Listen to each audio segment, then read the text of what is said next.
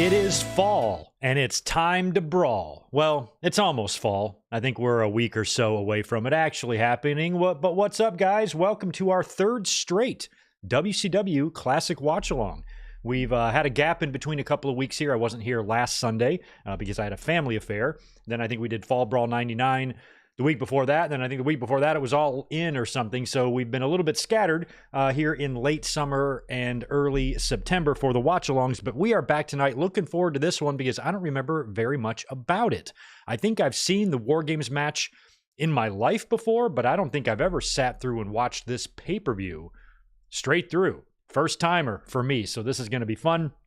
I wanted to keep it September related, and fall brawls are fun and WCW shows are fun. So that's what we're going to be watching tonight. This show aired less than 2 weeks after I got my driver's license. So I was just starting 11th grade and had just gotten my driver's license, and this show aired just a couple of weeks later. So we're going way, way, way back to when I was just a little itty bitty fella and watching what should be a pretty fun fall brawl show. There's a Ric Flair and Rick Rude match on the show, and if We Are Pro Wrestling is here, you are.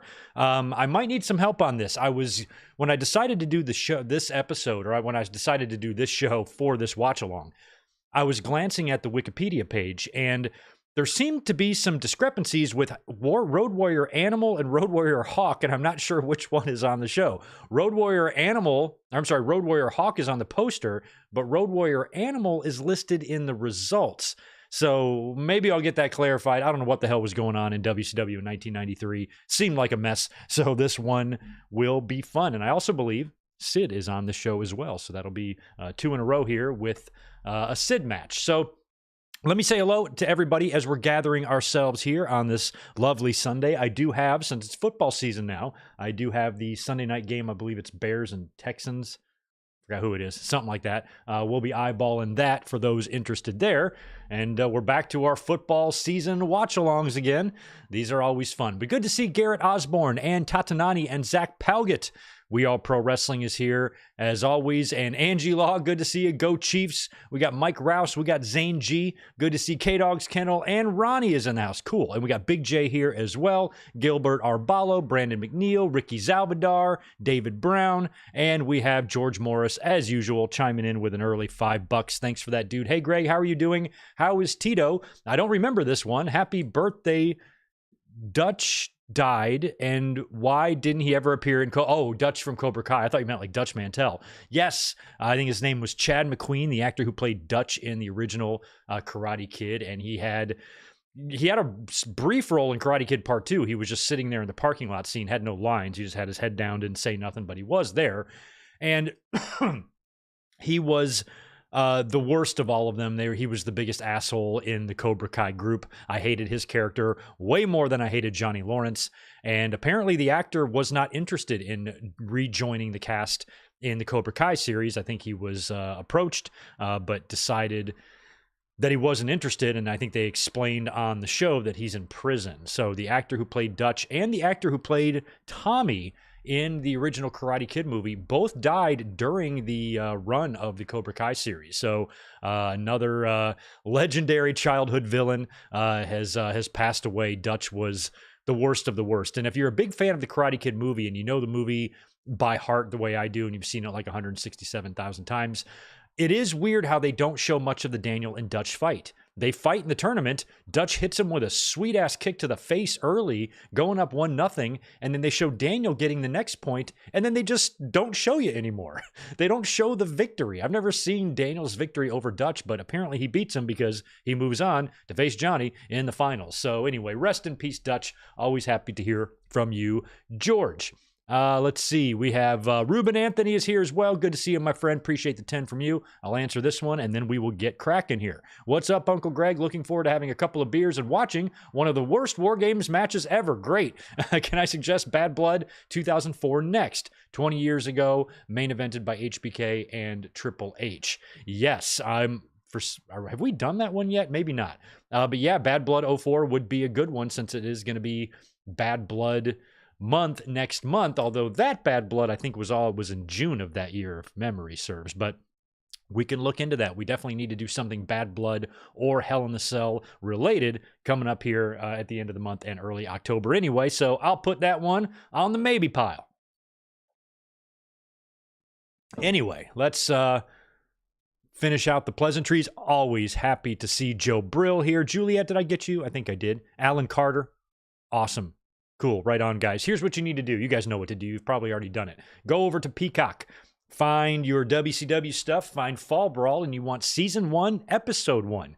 The runtime, according to Peacock, is 2 hours and 48 minutes and 34 seconds. In just a second here, we will all hit play together. Once we do that, that timer right there, right yonder, will begin to run, and you just sync up your Peacock with my timer, and we should be able to follow along just fine. Now, I've disabled ads for this stream, so you shouldn't be interrupted by ads here on YouTube, but if you don't have a premium tier on Peacock, you might have some ads. So that is what the timer is for. That way we can all follow along in harmony. So anyway, if you guys are ready, I am ready. Tatanani, we did not do Ground Zero 1997. I was actually going to do that one this month, but when I looked at the card, and I watched that show, I ordered it on pay-per-view, I remember it, but I didn't realize how bad it was.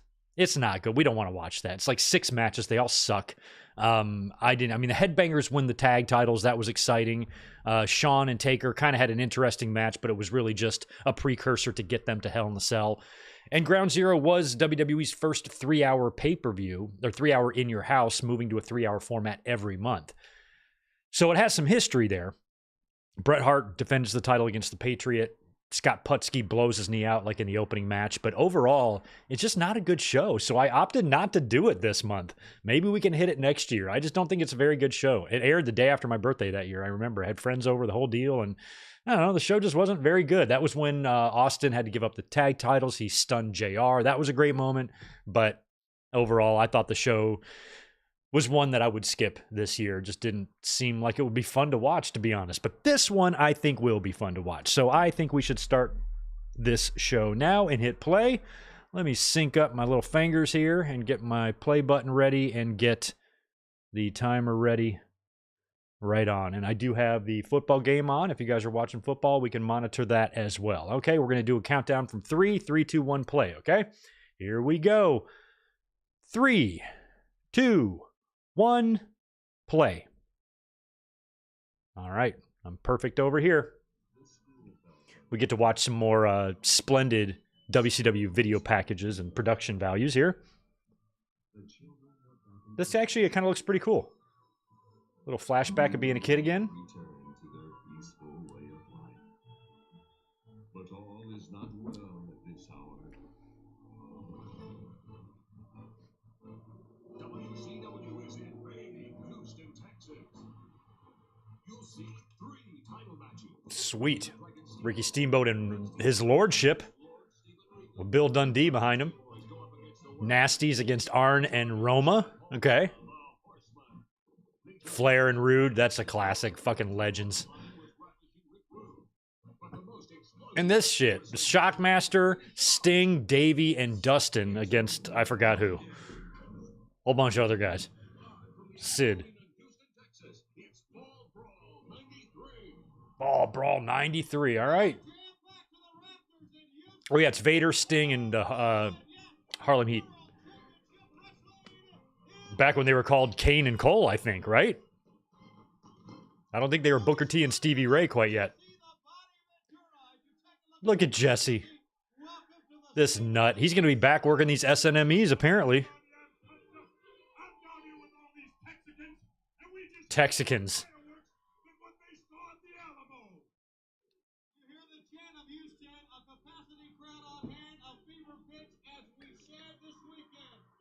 Okay, thank you, We Are Pro Wrestling. Shockmaster replaced Road Warrior Hawk on the War Games team. But it says, but is Road Warrior Animal appearing tonight? Is he in the corner of those guys? So maybe they bring out Road Warrior Animal instead of Hawk? Did Hawk have some issue or something? I don't know the story on that. Oh, Bischoff. Okay, Bischoff. What do we got? 3? Okay, 3 world title matches. That's incredible, Eric. What else you got? Okay, Michael Buffer. Okay, got it. Okay. God, Bischoff. Oh, I love Regal's theme. WCW theme. It just reminds me of this year, like 1993 WCW. This theme has always stuck out to me. Whenever I hear William Regal's WCW theme, I can think of being a teenager, you know, sitting at home on a Saturday night in the summer, you know, 6:05, just chilling on the carpet. When this is airing on TV, windows open, birds chirping, dad grilling chicken on the barbecue. Oh my God.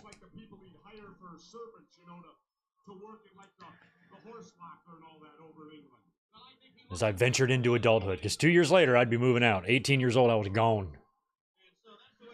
I was like, goodbye, I get apartment now.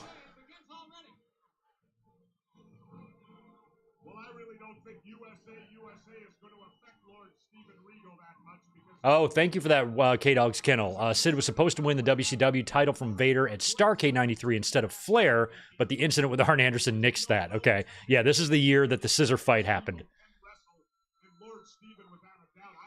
So Sid leaves WWE in 92, comes back to WCW for some reason. Dude's working with Hogan in the main event of WrestleMania. He's like, I'll go back to WCW.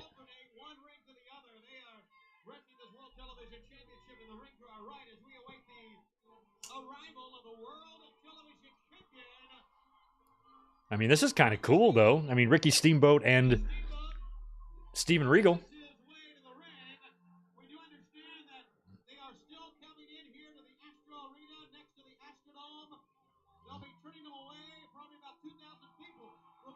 They're going to be turning away 2,000 people, and you should have rented a bigger building. I think that's a lie, Schiavone.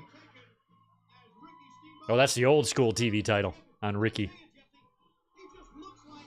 And he's got his WWE Dragon gear. He's bringing that out here.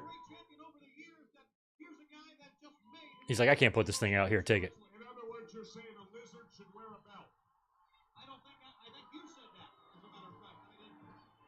That man bounced between the two companies. Him and Terry Taylor. And, let me think. Steamboat, Taylor, who else?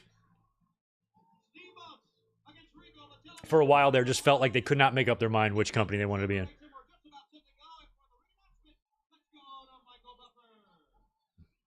We got Michael Buffer announcing the Regal and Steamboat match?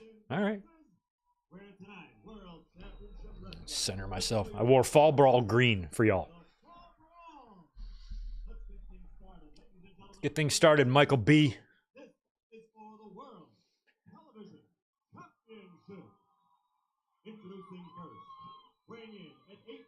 I wish I could just be in this show. I want to be in like the front row with a beer.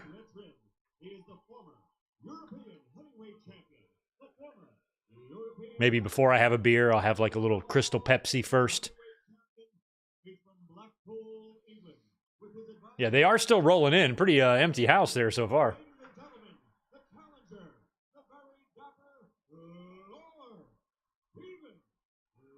I like how, what's Dundee's name? What's this gimmick? What's he called? He kind of wears like what The Undertaker wears.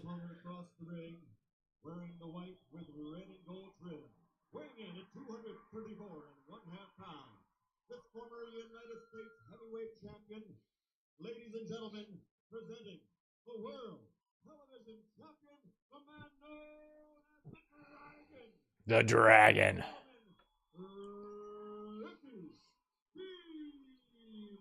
He's the world TV champion. He's the champion of TV.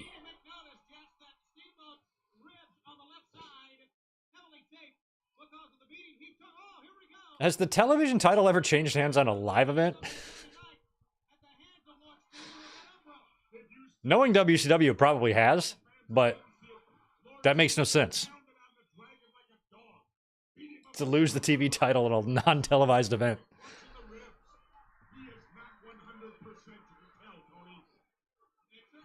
Yeah, looks like Steamboat's got some bum ribs there. And that, like... Oh, God, Regal's so crisp with those. But imagine, like, if you have a bad or bruised rib, like, if there's one guy I wouldn't want to be in the ring with when I have a fractured bone in my body, it's Regal. I mean, he won't even hesitate to exploit that. Plus, he'll just make it hurt very bad. Ooh, look at this lighting. Get your shit together, WCW. Oh, nice. Love the platform. Love the platform to the ring. Missed that. I appreciate WCW so much more now as an adult, especially these days, like the pre-Hogan days, like that little stint, like maybe 90 to 93 is when I felt like I was kind of half-ass enjoying the product. I liked watching it on Saturday nights.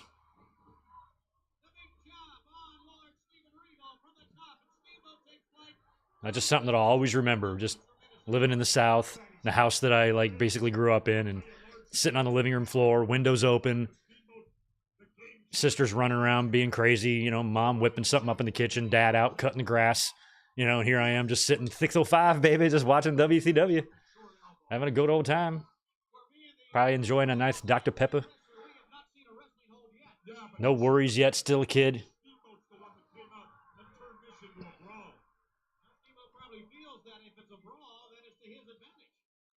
Don't have to worry about making a living or supporting myself quite yet. Just chilling.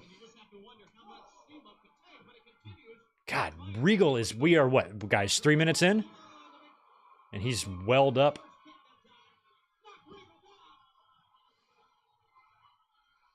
I mean, this match, just like on paper, could be SummerSlam, WrestleMania, anything. I mean, this is legend versus legend.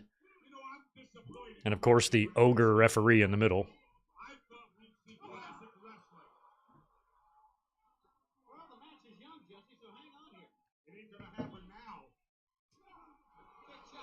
This is the type of wrestling match you watch late at night with all the lights off.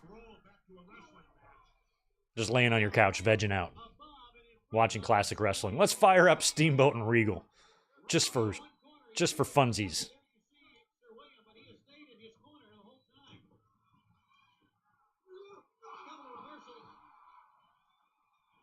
Nice drop toey. Look at that in the STF. Look at this! Putting Regal's own shit on him. This is a page out of Regal's book.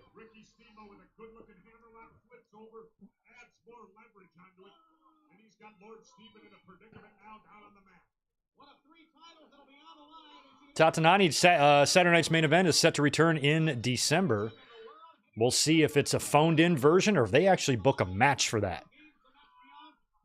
I saw Ibu today of Wrestle Purists pitched Cody and Roman on Saturday night's main event in December. I like it. I like it.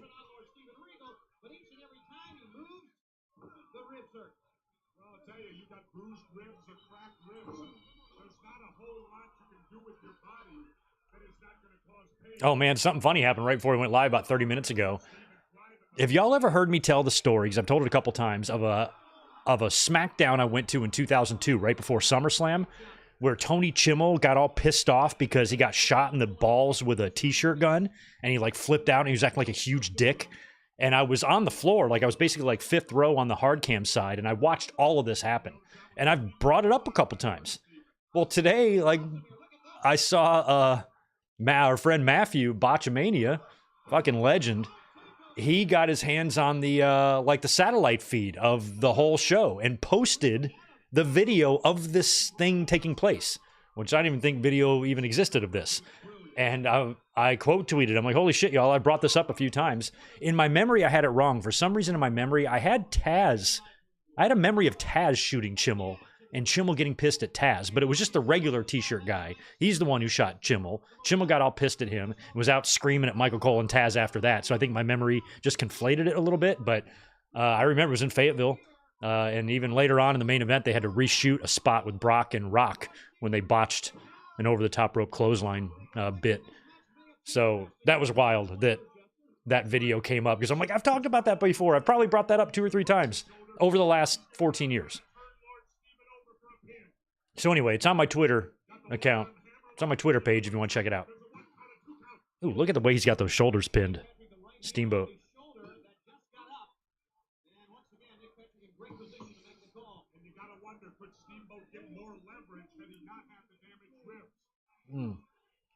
Oh, this Japanese photographer on the other side of the ring there. I forgot who he is. Why can't I think of his name?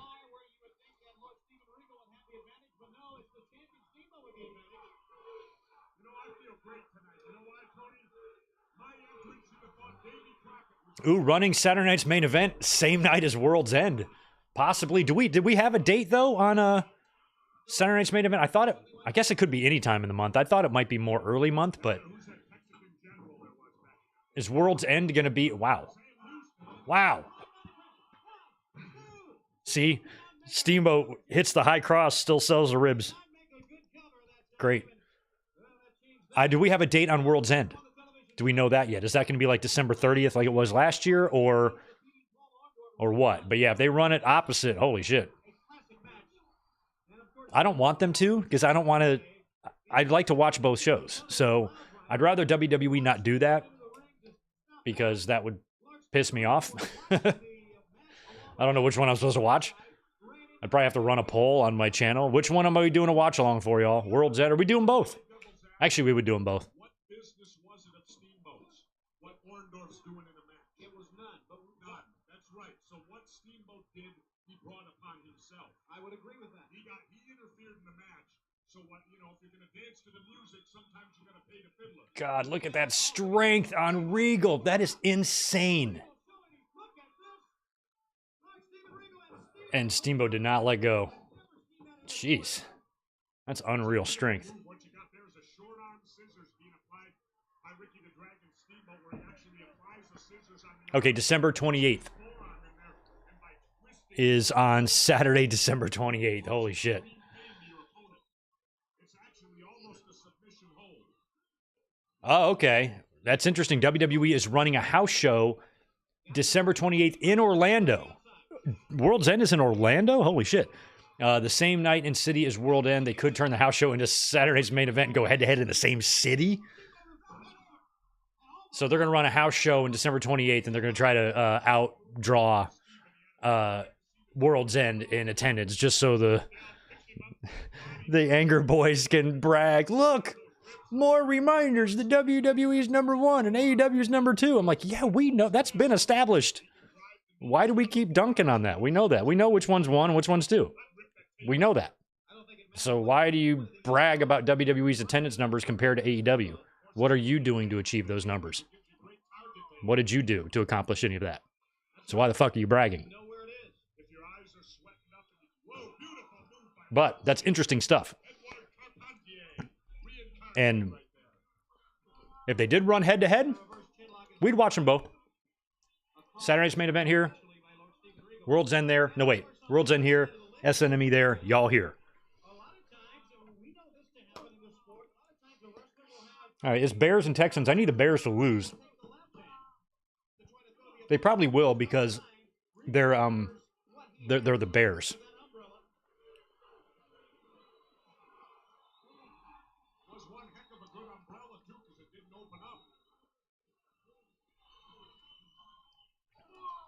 Would a bear beat a lion in a fight?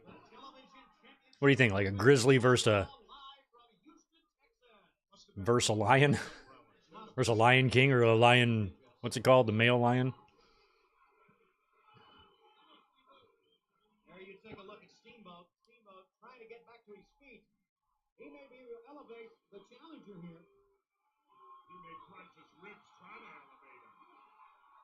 They got him up and back down. Has UFC ran a show at the Sphere? Was that last night?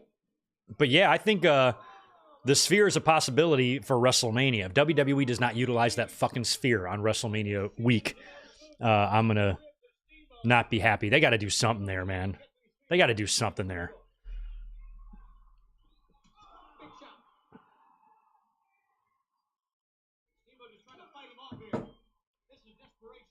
I'm worried I'll get motion sickness in the Sphere if I go there and there's some crazy shit going on. I'm afraid I'll yak. I'll just remember, don't do mushrooms that day. That's what you got to remember. Because I know we all have the urge to eat mushrooms every day. But if you're ever at the Sphere, probably don't.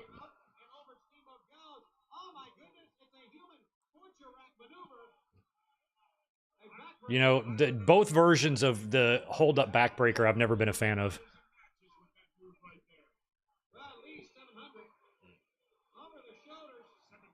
I just feel like in a real life situation, you could fight out of that. Nice.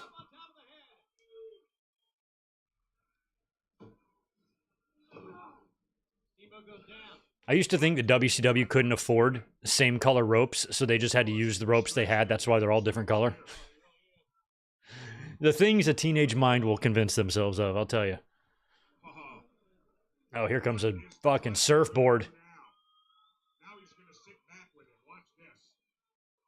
Going to get momentum. Sit back with Oh, he's not even going full surfboard. He's just pulling him back. Probably hurts just even worse. Plus he's got the legs tied up. There's nowhere for the dragon to Oh, go. God. Now he's standing on his knees? Christ. Up he goes. Ugh. Kind of fight out of that, Steamboat. Yes, Chris Ludek. Thanks for the $2. Speaking of a Lion King, rest in peace, James Earl Jones.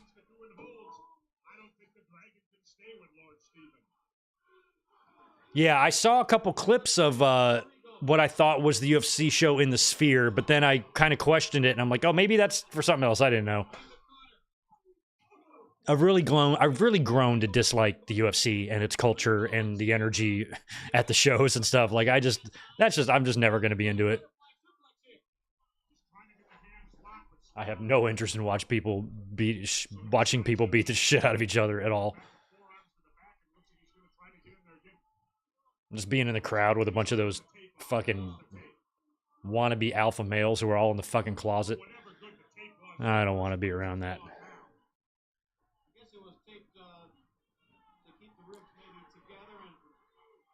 I just love the concrete stairs there. It's so gritty. That's so early 90s WCW.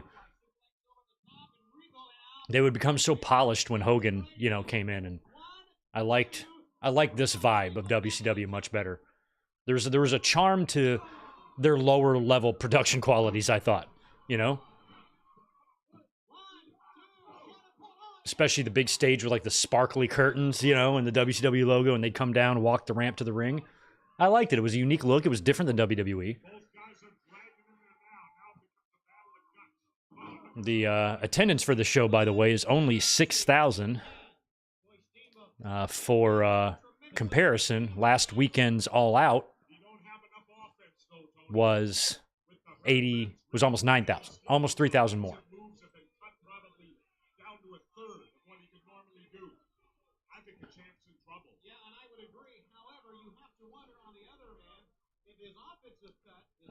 I never knew James Earl Jones was on Big Bang Theory. I've watched some clips of that show, and it looks funny as hell, but I never like watched it religiously.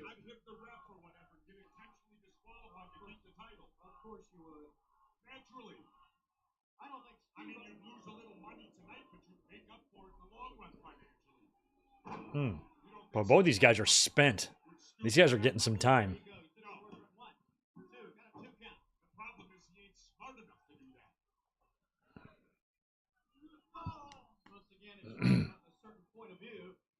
They can fit 16,000 in that Sphere? Jesus. Because it's more of like a stage setup, right? There's not, do fans go all the way around it, or is one side mostly for the screen? I don't know. Oh, Tombstone here coming. Don't sit down. That was the weakest, but very, very safe Tombstone pile driver. So I'm not going to complain about how shitty it looked.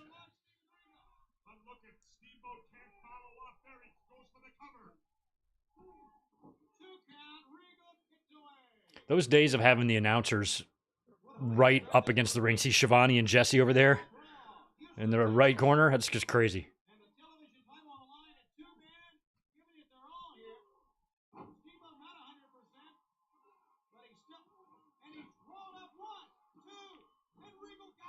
WWE used to do that too back in their old like Madison Square Garden shows, like in the 80s. The announcers would be right up against there. They tape a lot of that stuff for Coliseum videos and primetime wrestling and whatnot.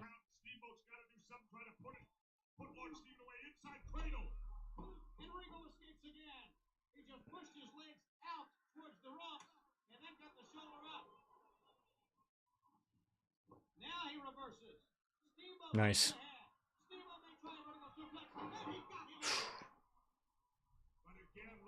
Watching the ribs. He's in pain. He can't follow up as quickly as he should.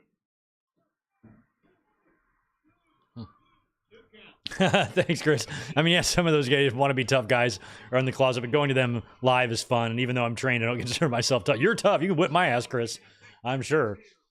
I mean, any place that, you know, where the fucking orange idiot is going to walk in and receive a standing ovation, I want nothing to do with that environment. You know, like, Jesus Christ. It's like, there's nothing but assholes in here. I don't want to be in here.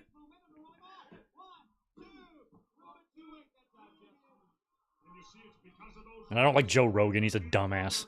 So I just don't want anything to do with UFC at all.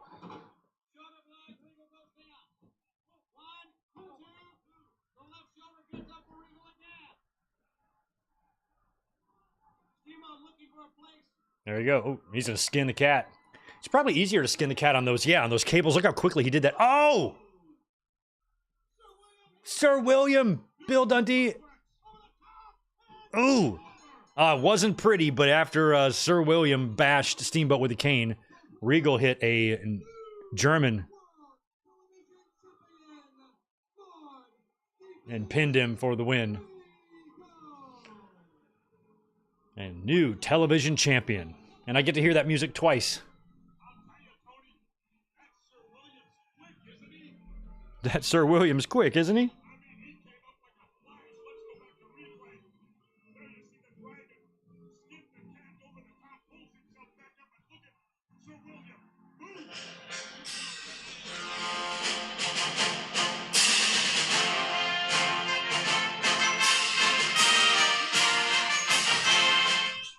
Did you guys hear that? Was that super loud?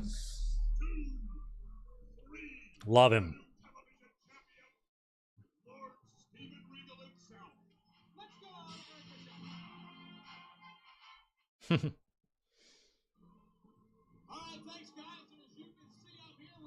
Look at these nasties. We just watched Fall Brawl 99, right? Wasn't one of these fools in one of those matches, right? What's the secret? Share the secret, sags.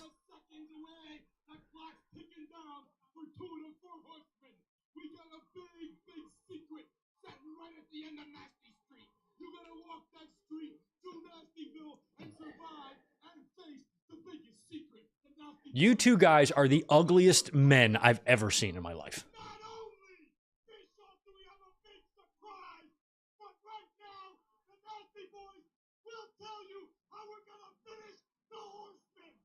Okay, is this a match later? I don't even know what's going on. Oh, they're facing, that's right, they're facing Arn and Roma. That's right. And apparently they got a surprise. Okay, good. I like surprises.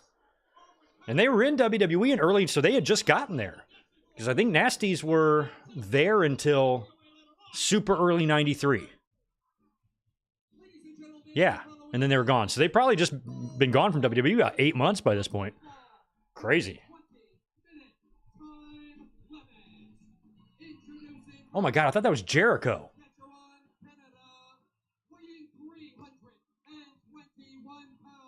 Who in the Sam Hell is Big Sky?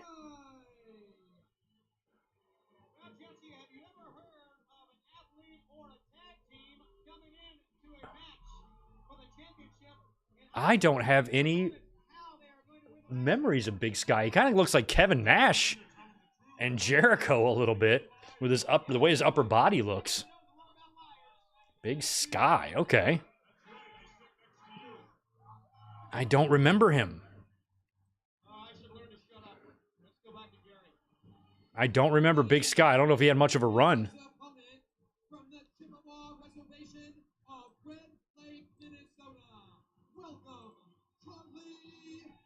Oh my God, Charlie. I almost forgot it. Now, Charlie Norris, I do know. Charlie Norris in his first WCW pay-per-view event. Very wealthy kid. He's worth a lot of money. Very wealthy kid. Half the stock in the Red Lake Grand Casino up there. He's making a ton of money, Tony. Well, Jesse, knock it off. certainly making a lot of friends and fans in the sport in the short period of time Crazy. This match made pay-per-view? Charlie Norris and Big Sky. All right.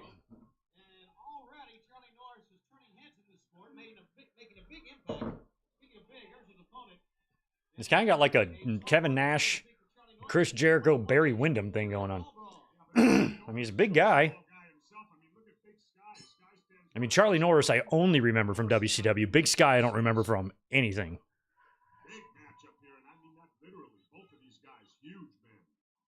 How the fuck did this make pay-per-view? People bought this? Wow, look at these lighting changes on the camera.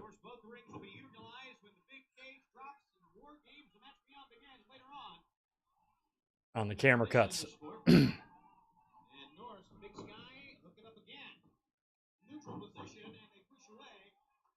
Dollar Tree to Tonka, yeah, pretty much. Well, they've never wrestled each other before, so they're going to test each other out. You're going to see which guy's a little stronger, who wants to wrestle scientific. Big Sky with an arm out there, driving the big elbows in place, snapping the arm on Charlie Norris.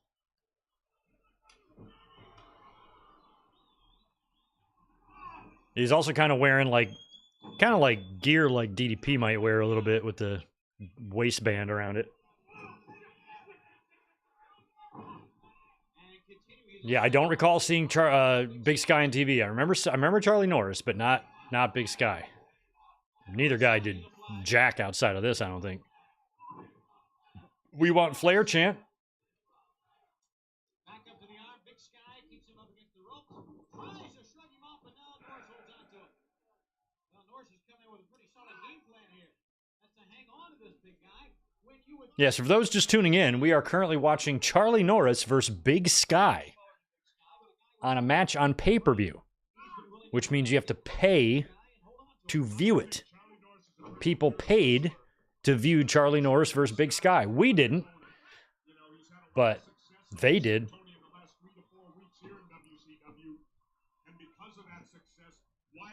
What's going on in this game? Somebody kicked a field goal. right onto the arm, continuing now. He pushes using the feet, pushing on the chin, the neck, and the ribcage of Big Sky, just trying to pull that arm out. Okay, so this guy's an actor? Okay, he played Michael Myers in the Rob Zombie Halloween remakes. In the 3 weeks he's been with us, Okay. Tyler Maine, that's his name? pushes him over again. Good power move there by All right, look at this guy. Let's look him up. the arm, used his legs when Big Sky got back up to his feet, and eventually shook him back down and got him back flat on the mat. He kind of looks like... Ooh, and Big Sky No, he kind of looks like Hopper from Stranger Things a little bit. Trying to see if I recognize him from anything. Recognize his filmography or something. Whoa, and then Norris run into about a size 16 there, Tony. Oh, he was in Joe Dirt. He's the guy that when Joe Dirt gets like the job at like the oil thing and all those guys are eating lunch and Joe Dirt's like, "You done with that apple core?" And then they end up getting a fight and he like pisses on the fire and burns himself. I think that's him. He's like, "You done with that apple core?" He's like, "I'm done with that fart. You want that?" That's that guy. Holy shit. I'm looking at his filmography. Once I saw Joe Dirt, I'm like, "Oh, that's the oil guy." Okay. Let's see what else he's been in. I don't recognize any of this other shit. What about film? What about television? Party of Five, Monk, no. Don't recognize any of that. Cool. All right, so I have seen this guy before. That's the dude in Joe Dirt. Okay. Look at there. You learn something every day. Yeah, Nate Dogg, he looks like Hopper, but with a sweet-ass mop. Like sexy Hopper. He's just a sexy Hopper. Sexy Hopper.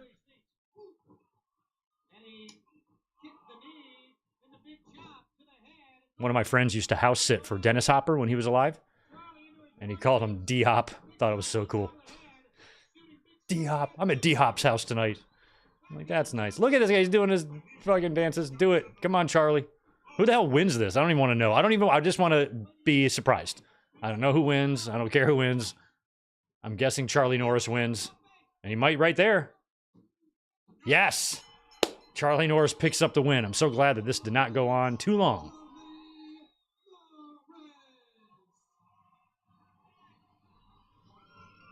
Charlie Norris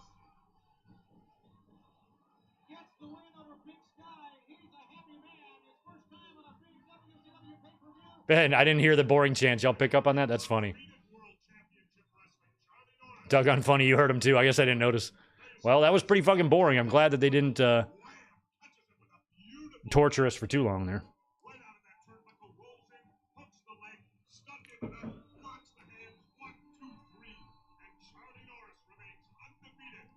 He's undefeated too, just like Tatanka. Just like Tonto, the vanishing American.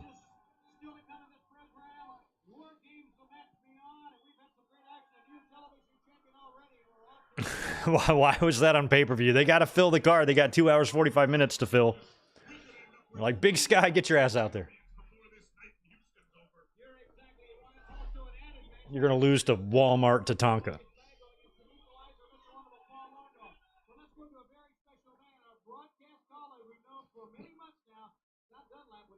Scott Dunlap? Thank you, Tony and Jesse. With me now is the British Bulldog, Davey Boy Smith. They said a few months. Look at the Bulldog. You got the quickness of Harlem Heat, the power of Vader, and Big Sid Vicious. You're coming. I don't remember this fella that's doing. I'm glad that they're giving him a chance. He's good. Strong and very tough. Sid Vicious is very quick. And Harlem Heat is very sneaky. They're very sneaky. The Harlem Heat are very sneaky. Then you got the natural Dusty Rhodes. Then you got the speed of Sting. And now we've got the big Shockmaster. All 400 pounds. We're not going to quit. We're not going to surrender. We're going to see who is the champion at War Games. Let's go back to the ring and the eerie principle. This kid, he looks like Joe Robinette. You ever watch him on YouTube? Like an outdoors guy? Looks just like him. It is set for one fall with a 20-minute time limit. Joe hadn't been doing well lately. Wish him the best. Look at this. This is Dave Sullivan? And Orndorff? Oh, just Paul Orndorff. But there's somebody with him. Okay. Phew. Oh, Equalizer.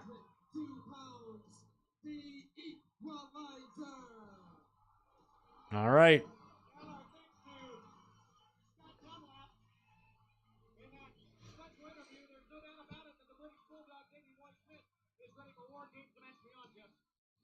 Well, Dave, he better be ready. He better be ready for pain, and he better be ready for hurt, because a match like War Games... Dave Sullivan is so big. Kevin Sullivan is so tiny. Go back up the ladies and gentlemen, their opponents, first from Denver, Colorado, weighing 231 pounds. Love this music. Oh my God, Scorpio and Bagwell. You guys. No, just no. Just stop.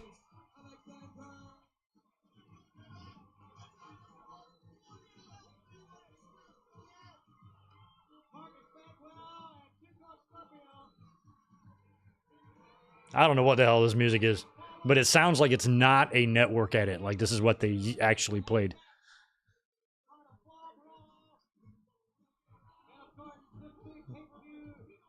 Oh God. Guys, they're dancing. They're dancing, guys. Oh, now they're... Well, Scorpio's got some moves, but Bagwell needs to fucking knock it off. White guys, when you're standing next to a black guy, don't dance with them because you're just going to look bad. They are going to outshine you and make you look like a fucking fool. And Scorpio's not even that good of a dancer. He's just 1,000 times better dancer than Marcus Bagwell. That's right, October 8th, Demo Man hits everywhere. Can you imagine how the women are going to bother me then? That's enough right now. Yeah, Jesse's got them women after him, man. Look at Bagwell's hair. I saw it. I know. I'm still dealing with it. I think Buff's... Yeah, I see it's too cold. Are your eyes supposed to come out of their sockets like that? And Buff's hair looks like what Vince McMahon wanted his hair to look like.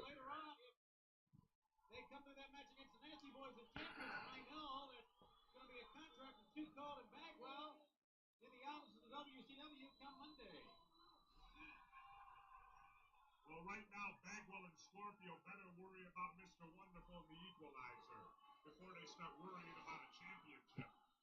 Look at this nutcase. Oh, that's cool. Jey Uso fell asleep to Rhea Ripley on the plane. Or next to Rhea Ripley. And she took a picture of him. That's invasion of privacy. Wonder if he's dreaming of me.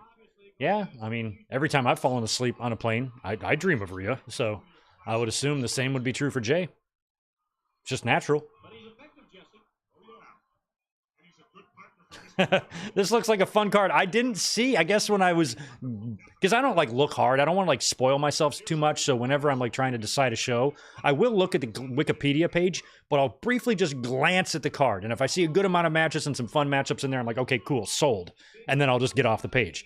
So sometimes I know what's going to happen, but then sometimes I try not to spoil myself if it's a show I'm unfamiliar with like this one. So when I glanced at it originally, I just forgot that there was some match on there. With Big Sky and Charlie Norris. I guess maybe I thought it was worth it. We can have one shitty match if it means still being able to see some legends. And look at the match we opened with, Steamboat and Regal. That match rocked. Not sure what to make of this Dave Sullivan and an Orndorff match. Or I guess he's the equalizer here.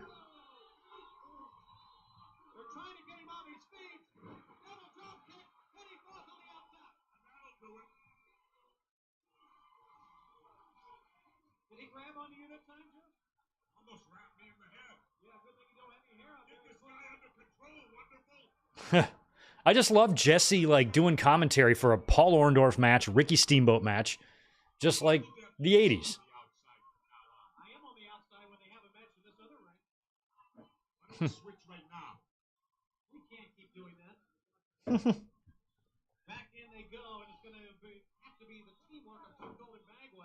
I think for fall brawl events, when you take the time to put two rings up, you should be able to win the match in either ring. Doesn't matter.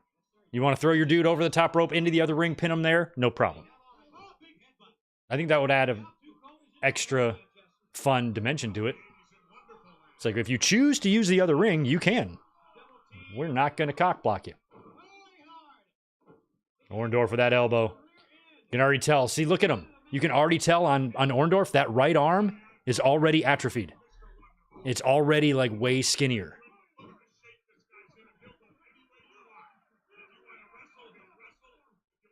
That's crazy. You can actually visualize it, you know?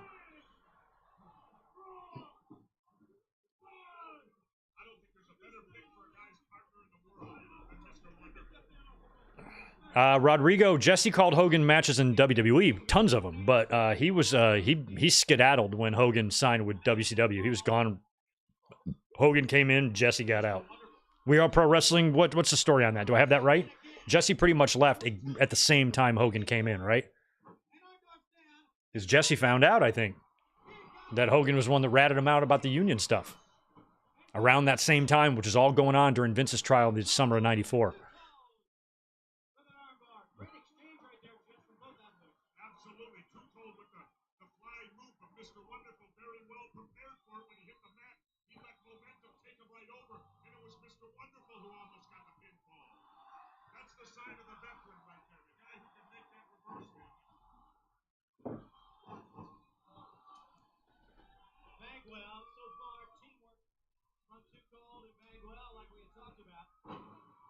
Okay, so he was there, though. So Jesse was there for Hogan's debut, but he called no matches. Gotcha. Yeah, I knew he never called a Hogan match in WCW. I knew that. But I wasn't sure exactly when. He just felt like the minute Hogan got there, Jesse was gone.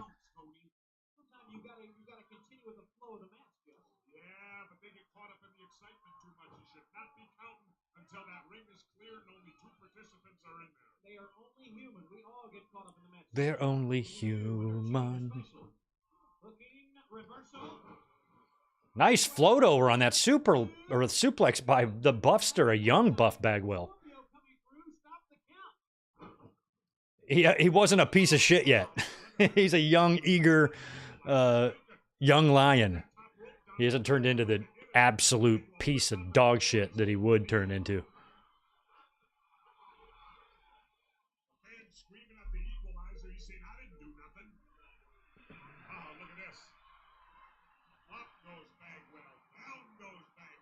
Body slam on the floor.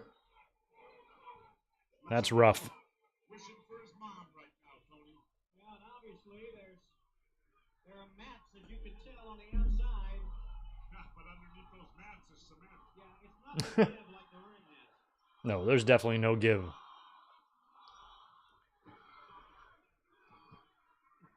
I always liked our wrestling gym in high school. It was, I mean, maybe they're all like this, but it was like a little bit raised. It was like on a wooden platform. So when you're landing on the mat, there was you could take bumps on it. It was crazy. Like it wouldn't, where if you threw out a mat on the gym floor, like a basketball court, it would hurt way worse. But there was like a little bit of give in our wrestling gym. All the years, and you would believe I would stoop to that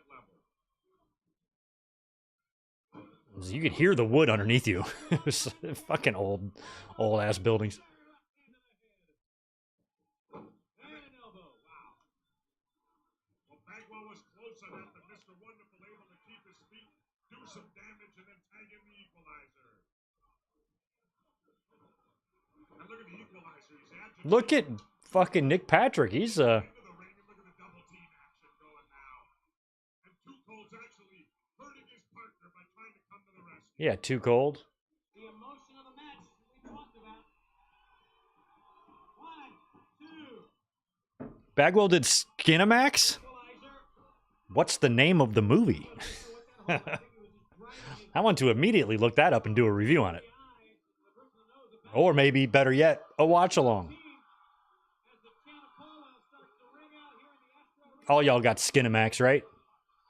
This team of Too Cold and Bagwell, a team known for its quickness, a team known for its firepower, it's really been shut down here because they stayed on the mat, and that's exactly what Orndorff and Equalizer wanted, Justin.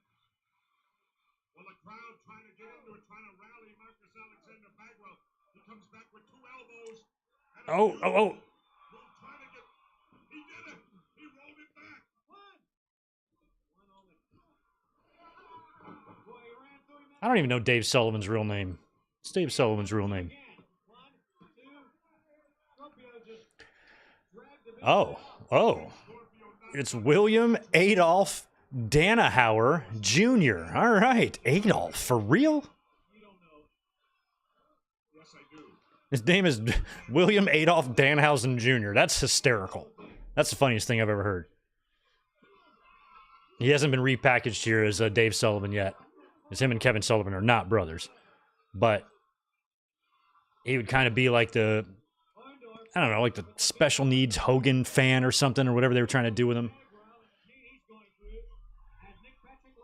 Fucking Adolf. Who's naming their kid Adolf? Underway. 2 more title matches still to go, plus War Games the match beyond. We have a new World Television Champion, Lord Steven Regal. And we understand he will talk to us later on in this broadcast. A pickup in Bagwell with a great belly back. And he stunned Mr. Wonderful. But Wonderful, fortunately, over. Yeah, he's right by Equalizer there. I think Denzel would fuck this guy up. I think Denzel would take all 4 of these guys out in a matter of like 2 seconds. It's the real Equalizer. Look at Patrick. Hildebrand did that too. Mark Curtis would do the air punches. So would Charles Robinson. A lot of animated referees out there, not just Aubrey Edwards. They've always existed. They've always been a thing. They are not new.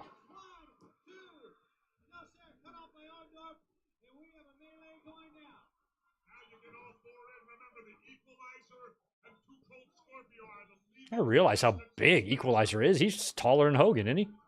Oh. Oh my goodness! And out of that, a clothesline from Mr. Wonderful. Once again, the legal man, as you said, there they are.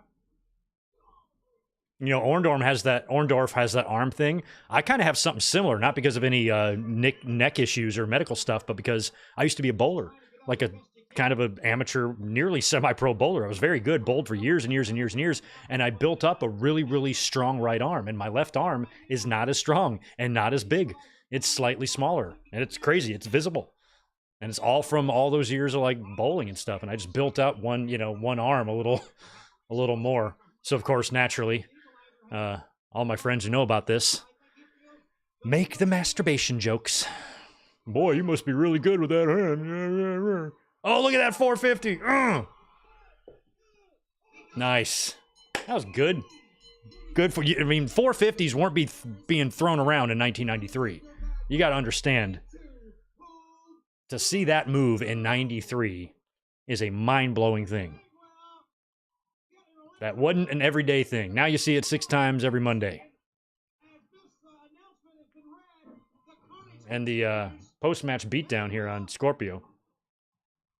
Bagwell's outside the ring, 2 goals caught inside, and he's taking a beating at the hands of the Equalizer and Mr. Wonderful. Okay, yeah, you know what I'm talking about then. Yeah.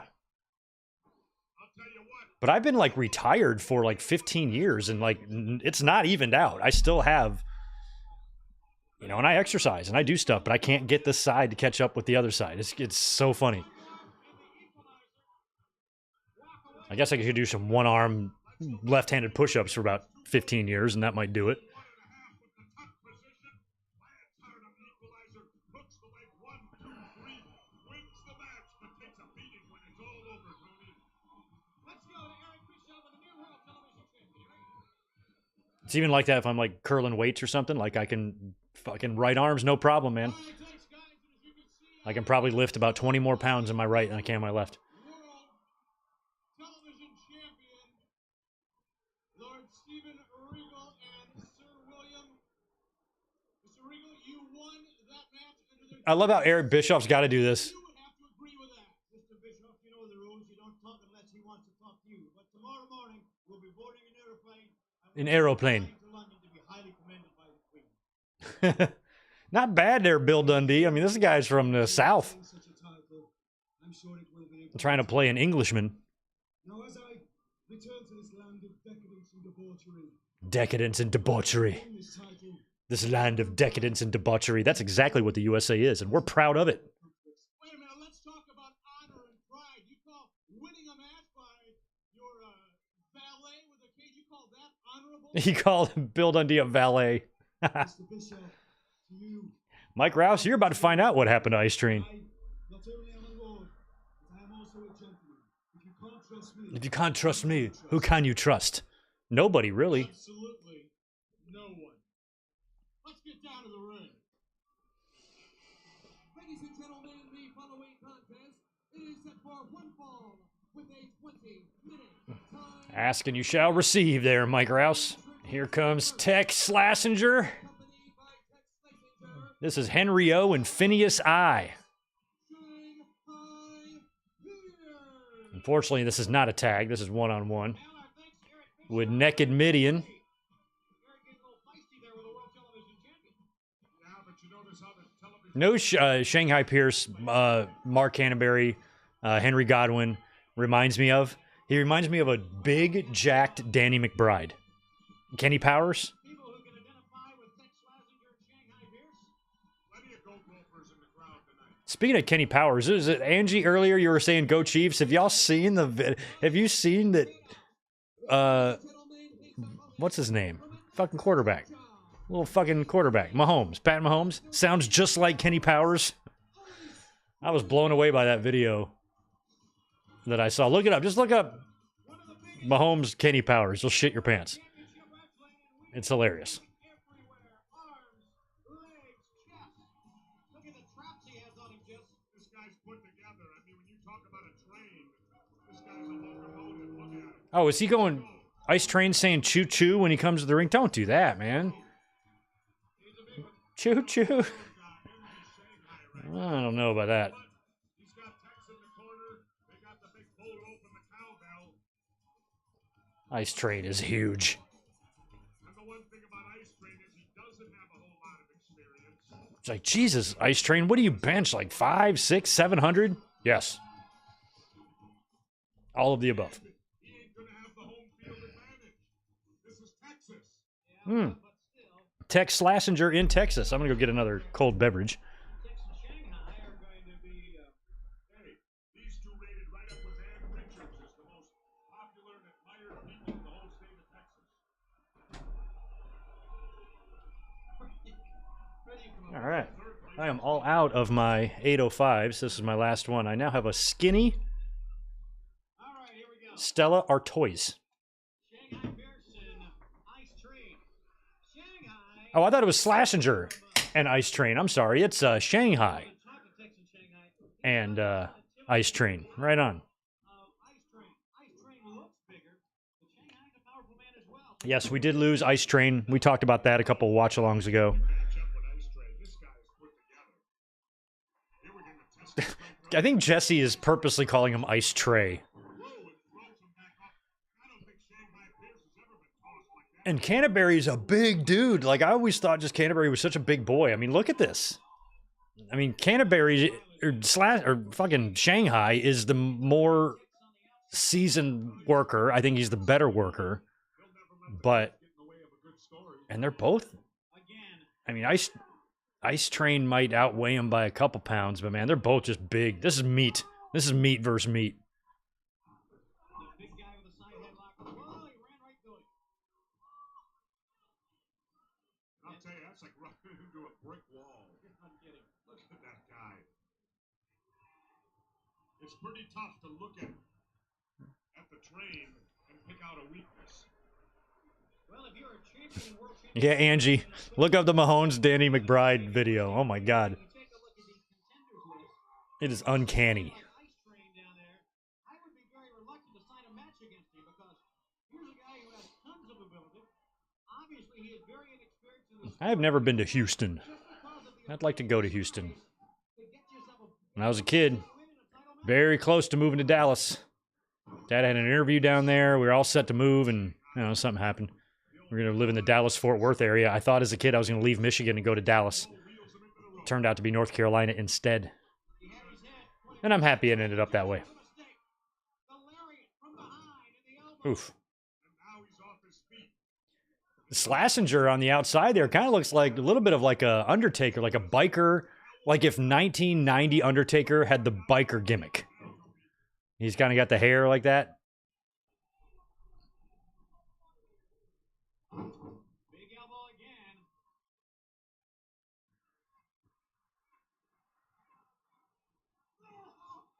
Trying to elevate him here, but he's blocking it.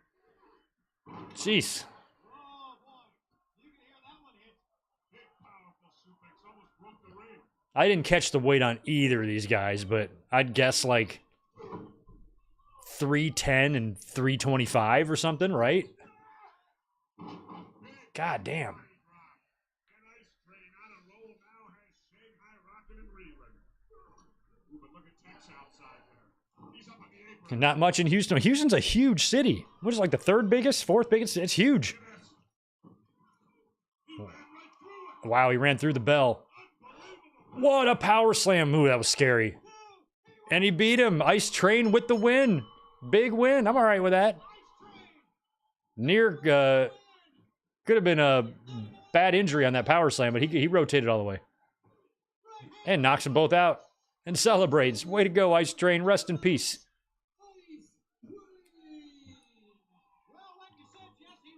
I'm glad we got to watch an Ice Train match together on pay-per-view. Where he wins. It's the only time we're ever going to see that. I doubt we will ever watch another WCW pay-per-view where we watch Ice Train pick up a win. Smash their heads together.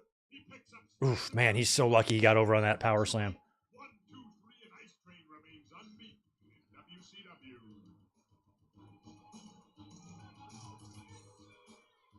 He needed a better name. Ice Train wasn't it. The Choo Choo wasn't it. He needed something a little more, I don't know, like Big Van Vader-like. Make him a monster. Not somebody who comes to the ring going Choo Choo. Halloween Havoc coming up October 24th. You ain't This guy putting a sign in front of the other dude's face is hilarious. Look at these guys. French Quarter, you and I, New Orleans, Halloween. I'll just hang out with you the day of the matches. How does that sound? Two of us will go in and only one of us will return, Tony, and it won't be you. In just a few moments, two teams will go in. One will return the World Tag Team Champions, the Nasty Boys, against a team of Paul Roma and Arn Anderson, the Horsemen. Oh, I forgot. Yeah, this is another first and probably the only time we're gonna watch a pay-per-view match where Paul Roma is a horseman. Absolutely, it was tainted. The Hollywood Blondes, the two Hollywood Blondes, never lost the title. They had to substitute Lord Steven. You don't turn away from me when I'm talking and I'm doing my analyzing. You pay attention. They were robbed, but we'll find out tonight who will win between the Horsemen and the Nasty Boys. Okay. The Nasty Boys have got... I want to see what this surprise is. It's probably a nasty surprise.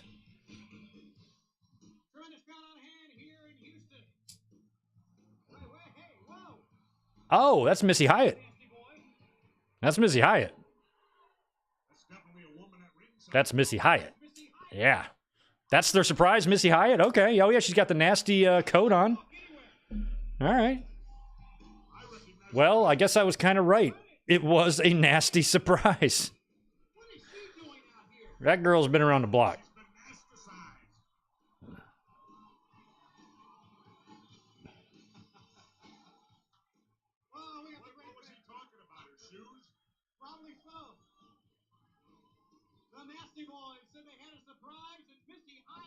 So Missy is going to be Nasty Missy. Nasty Misty. Okay.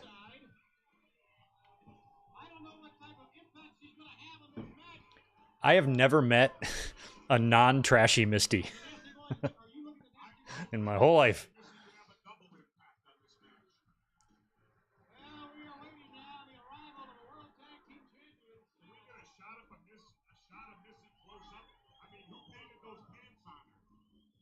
Who painted those pants on her?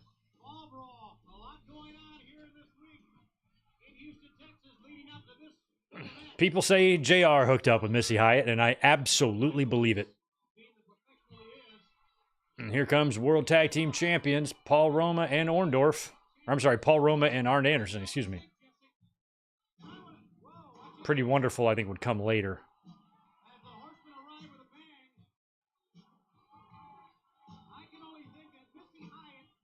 This is before they had their awesome Four Horsemen music.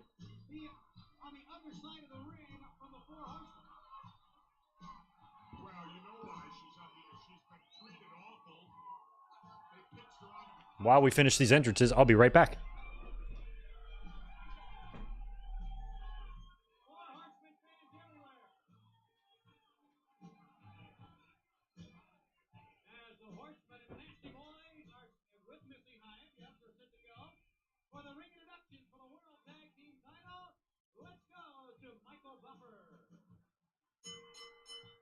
And now, ladies and gentlemen, the WCW continues with the Brawl. This match is for the World Tag Team Championship. When the bell rings, the man in charge of the action, the referee, Randy Anderson. Introducing first, at a combined weight of 513 3/4 pounds, escorted tonight by the nastiest First Lady of Wrestling, Miss Missy Hyatt. They are mean, they are scary, they are downright nasty. Introducing the challengers, Brian Nam and Jerry Tag. They are the Nasty Boys.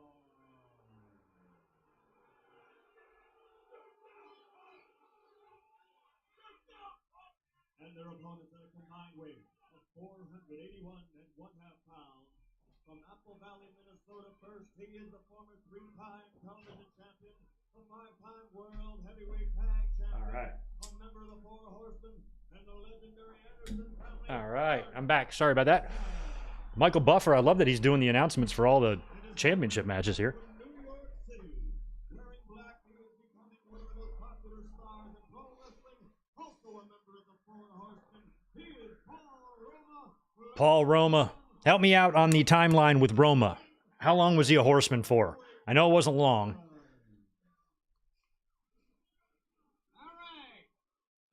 I know I watched a couple of episodes when he was a horseman, but my timeline's all fucked now. That's what it's all for right there, Tony.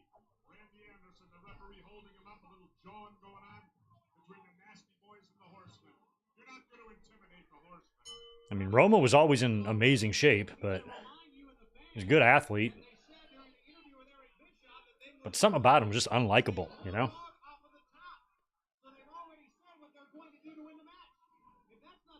Oh, he lasted a year longer than I thought. Would you quit looking at Missy and watch the monitor here? The what? Right here. It's just, looks like a television, but it's really called a monitor. She's been picked so many times, she's developing handles. Oh, Rodney. Rodney, if it weren't for those bug eyes of his, Rodney looks a lot like one of my grandfathers. I've always thought that my Grandpa John looks a lot like him. He didn't have the bug eyes, but he kind of had like the nose, the hair, the body style. Like he looked a lot like my grandpa. He just had them too cold Scorpio eyes.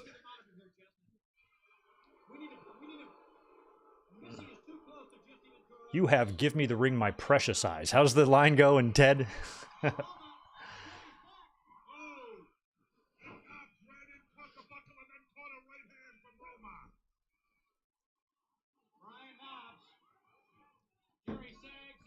Knobs.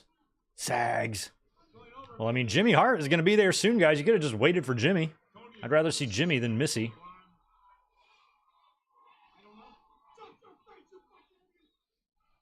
But, like, I grew up in the Carolinas, and I had so many friends, like, in grade school and stuff, that were so in love with Missy Hyatt. Like, and I mean, she was a, you know, hot blonde in the late 80s, early 90s and all that, but I was much more a Miss Elizabeth guy. I appreciated, like, real beauty other than just, like, tits in your face, you know? And I was like, Missy's okay, but it's like, God, I was like, they were just the pictures on her wall and everything. I just wasn't that into her.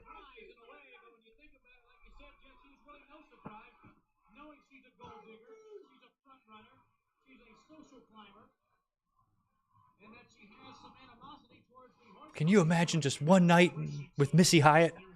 Yeah, I can. It'll probably include a trip to the clinic the next day.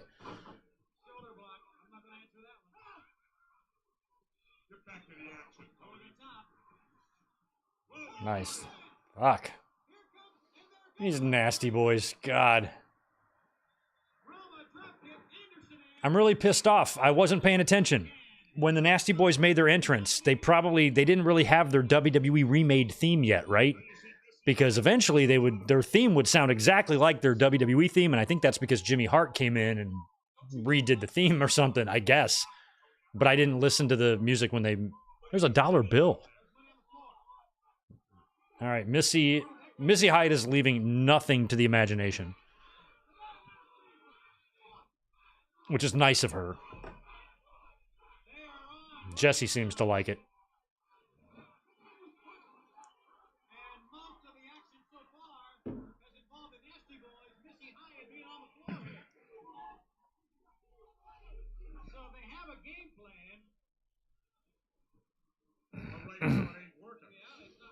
What's funny about my timer, like when I look at it compared to mine, the timer on here, because it's a video of a timer, that's how I do it.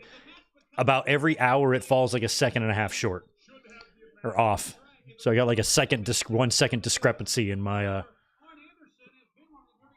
in Peacock in this one.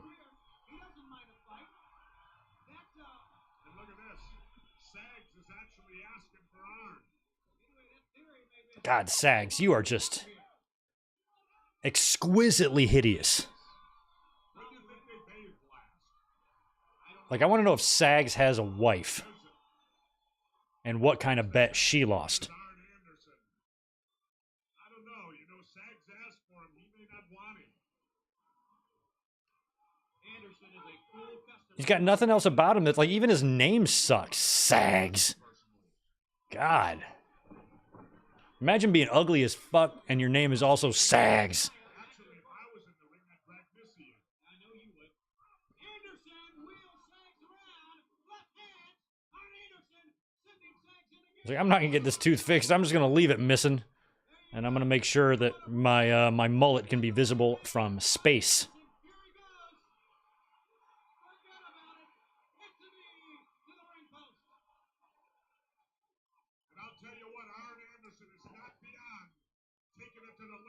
Yeah, Arn. Pick these guys apart, Arn. I really don't know who the favorite is here. Arn's got a weak opponent in Roma. Nasty Boys primarily just work together. Might have to give the advantage to the Nasties here. Well, yeah, Angie, that's true. Sunny was way hotter than Missy ever was, though. But yeah, Sunny, Sunny also been passed around like a joint.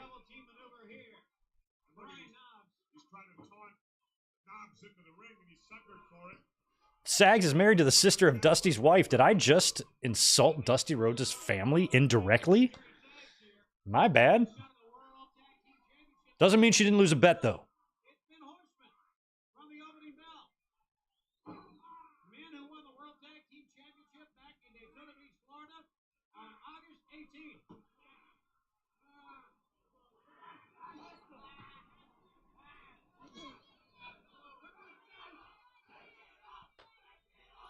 Ruben, I don't think that's that unpopular of an opinion. I love a good Arn match. He spent a lot of time, though, in tag teams. I mean, he spent a fair amount in singles, but not as much as Flair. So you might find a few more classics, you know, with Flair, but Arn's got a few out there. But you got to remember, too, he retired in 97, you know, so he had a little bit short of a career than some did. I can't believe I insulted Cody's Uncle Jerry. What the hell's wrong with me? I call myself a fan.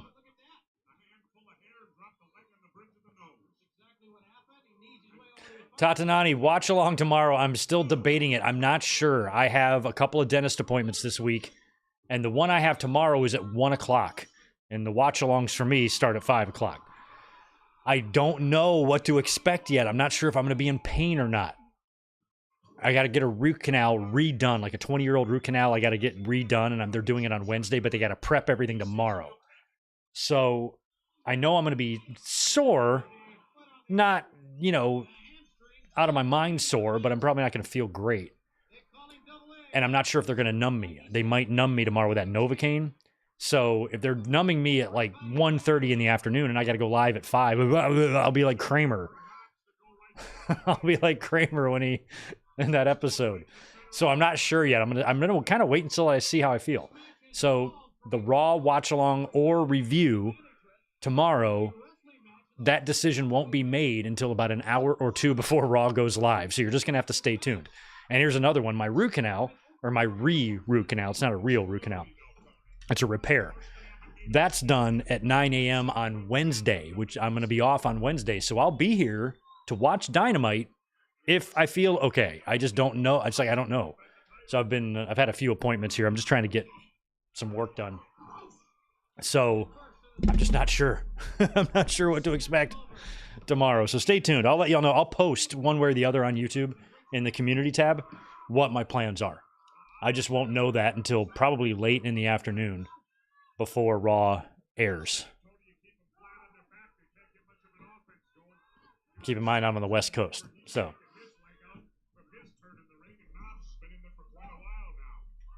It's 13-3 Houston, by the way. Come on, Houston, you got to beat the Bears. Lions lost today, so let's keep them Bears at arm's reach.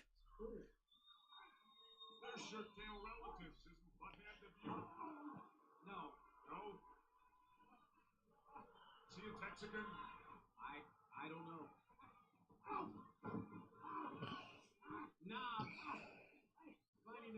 I mean, Paul Roma went from... He's had some interesting tag team partners. He started with Jim Powers, then went to Hercules, then Arn here where he wins tag team gold, and then Paul Orndorff. And when they were Pretty Wonderful, pretty sure they also won tag team gold. So Hercules, Arn, and Orndorff are pretty awesome tag team partners to have. And then there's also Jim Powers. Oh. Knobs.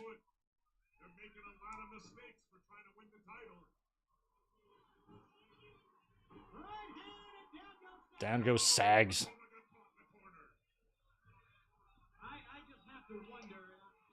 Sags also looks like a childhood neighbor of mine that me and my friend, I was so lucky as a kid. I grew up in a neighborhood with just all the kids from my school lived there, and it's like just kids everywhere. Everywhere were kids. And like 4 or 5 houses down was this set of brothers who were really into New Kids on the Block. And we used to fucking troll them. They would come to the pool with their New Kids on the Block towels, and we would just be ruthless to them. And probably a little bullyish, which, you know, kids do kids shit, you know. But then they both started taking karate and started getting real good. So I immediately made friends with them. I'm like, I'm really sorry about all those things I said. And I was like, I'm going to keep my enemies close on this one. And I like kind of patched things up with them, started acting nice around them. And, you know, they ended up being cool kids, you know. And I think they realized that New Kids on the Block was pretty lame. And that little 3 or 4 months there that they were into them really triggered a lot of bullying. But luckily, I saved myself an ass kicking and became friends with them before they became killers with their hands. And they never took out the revenge on me. See, I'm very smart.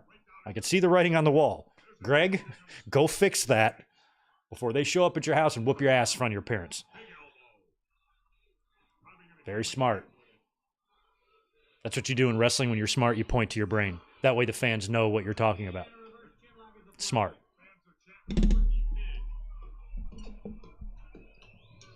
I know, Doug. That's why we were giving them so much shit. Because my sisters, my 2 little sisters, one's 4 years younger than me, the other's 9 years younger than me. They were both very into New Kids on the Block. My sisters, not my brothers.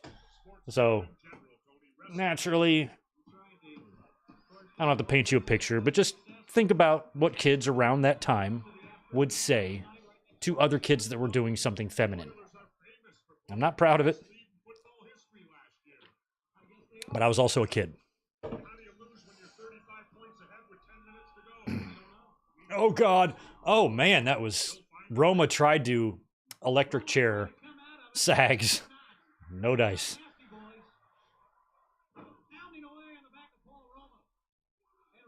Tomorrow night is Falcons-Eagles, and yes, I do have ABC back. ABC and ESPN are now back on my streaming platform, so I don't have to switch to Sling or nothing like that. I can stay right where I'm at.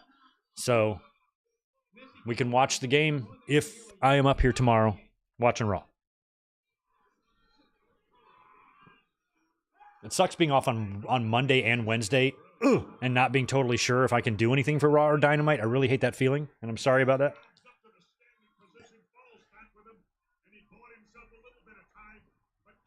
And I don't think Raw's going to be crazy tomorrow, so like if I can't do a watch-along, I doubt I'll bother with a review. I just don't think it will be worth it to do one.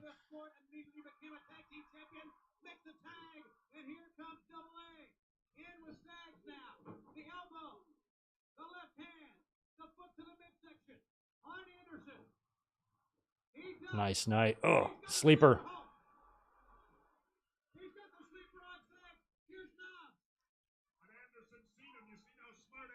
Well, who can blame him? Look out. Oh, my. What a bump by Arn. What a bump by Arn. Arn is like 18 years old here, by the way. Looks like he's 48. Especially when it's a male referee. You know how you can counteract that? Find a good female ref. Not a bad idea. A good look at the nastiest lady. I guess that's what the announcer Michael Butler said in our sport. I personally don't see nothing wrong with a nasty lady. I know you don't, Jesse. Jesse goes, I personally don't see nothing wrong with a nasty lady. Oh, we know that, Jesse. And I got a feeling this championship bout could go a long time. I love how like wild and outlandish and flamboyant in Hollywood Jesse tried to look when he was fucking from Minnesota. The most boring place that there is. With the most normal people that you could ever find. Nobody dresses like Jesse in Minnesota, except maybe Prince. Wait a minute. Oh, look at this chair. Oh, my. Whoa is right. Jeez. Whacked the hell out of his back. I love that Doug Dillinger out on the outside of the ring used to wear suits for security. He'd start rocking like polo and jeans during the Nitro days.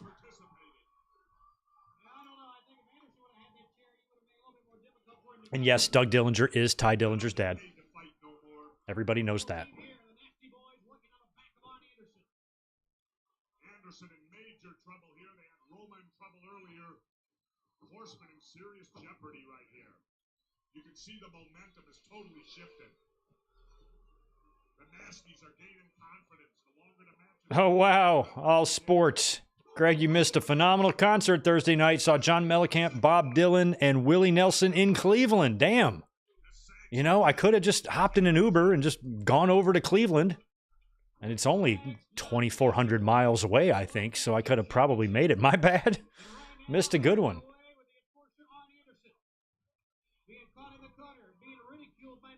All I need to do is pack some snacks, pee bottle, camp out in the back seat. I could have made it.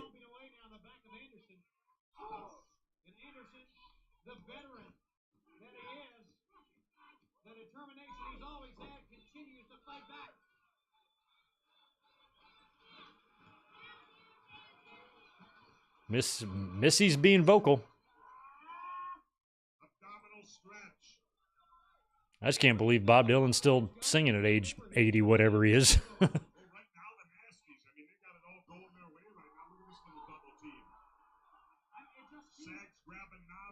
Can he still do Subterranean Homesick Blues or whatever? Can he still do that at 80, 85 or whatever? Didn't Willie Nelson die? We still got Willie? I guess Willie's still here. Willie old as hell, though.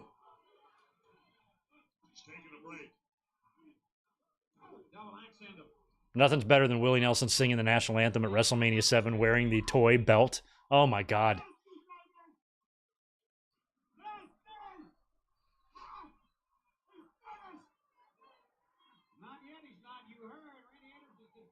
I watched that pay-per-view with my family. And I remember people commenting on how funny he looked.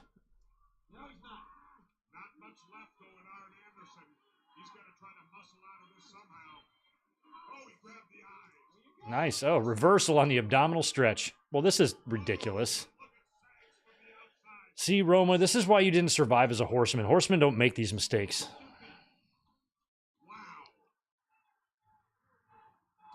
Horsemen have each other's backs. Because they're the four best friends that anyone can have.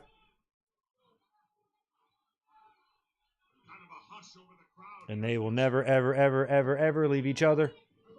The Nasty Boys controlling the match and the crowd can sense it. We've seen one title change hands. Will we see a second? We might. I mean, if the Nasty Boys brought a nasty surprise, they should win the titles here.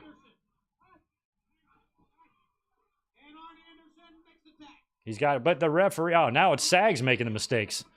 Good job, Sags. It'd be funny if they debut Missy Hyatt and lose.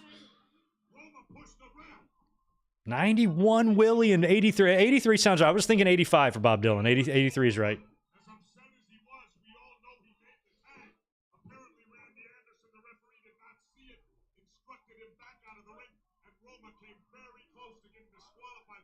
Oh. Kick to the ribs. I commend Randy Anderson for not disqualifying him. Make him win or lose the title in the middle of the ring. I agree with that. Especially as much build-up as this match is at. Jeez. Oh, that's Knobs. You got him in perfect Northern Lights suplex position. Hit one. Shocked the wrestling world and hit a sweet-ass Northerny on Arn in 1993. For the pin. For the win. Win the championships. I know. Wishful thinking, Greg.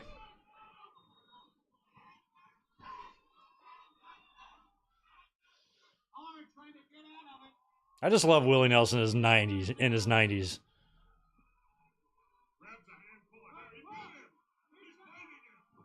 I just love how some people just... Keith Richards say just a lifetime of just abusing drugs and alcohol, and they're still here. Fucking on stage at age 91.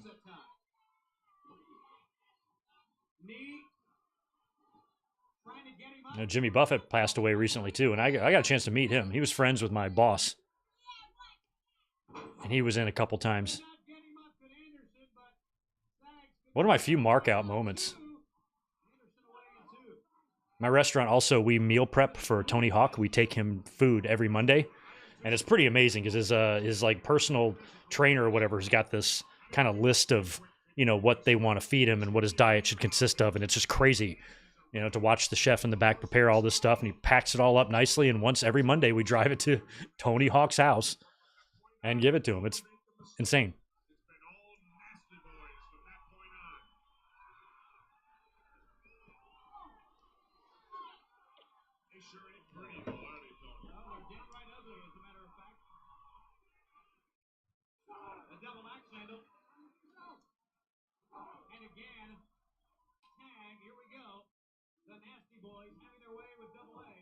Having their way with double A.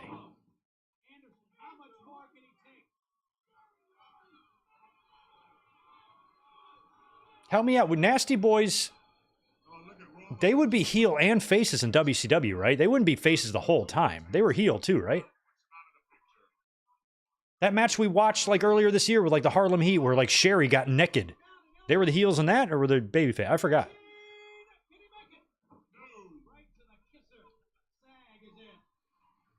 I think Brian Hobbs would know a Natty Light over a Northern Light suplex. That's very true. Good old Natty Light. Shit is dog piss.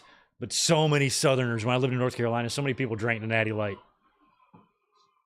Nothing like a good hole-in-the-wall pool hall in the South selling canned Natty Light. That's where it's at.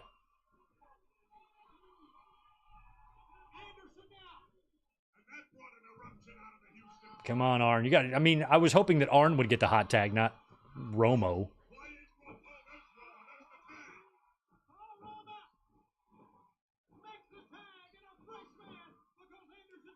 Trying to think who Roma's right hands remind me of. There's somebody else that throws them like him. Roma had a sweet dropkick. I got to give him credit. He always had a sweet dropkick. Even back in the Young Stallion days, he was throwing that beauty. Thing was gorgeous. Double coconuts. Nice. The way he can climb up like that backwards, that's not easy. It's not like a ladder where it's slanted, you know, you're trying to step straight up. I like to mess around in the ring just to see if I can do that. Just cover the outside with pads in case I eat shit.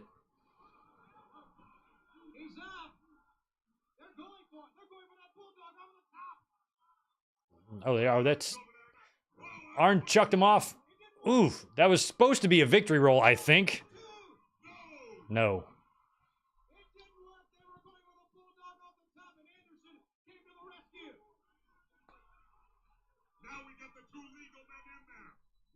Mr. JC, glad you're listening to us, man. Oh, spiny.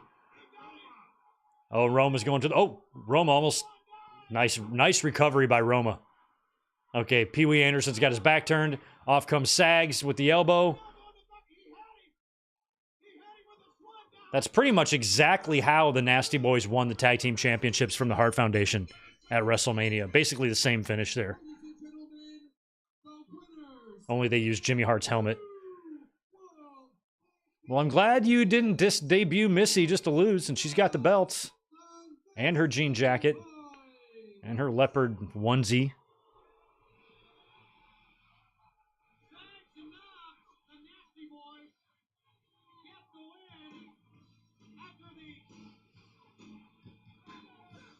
That's got to be their first WCW gold, right? They haven't won the titles yet, have they? I feel like that's probably their first victory. No, I like Randy. Pee Wee Anderson's great, Zach. Rest in peace, Randy Anderson. Always liked Randy Anderson. Nick Patrick's the one I don't like. He can suck it.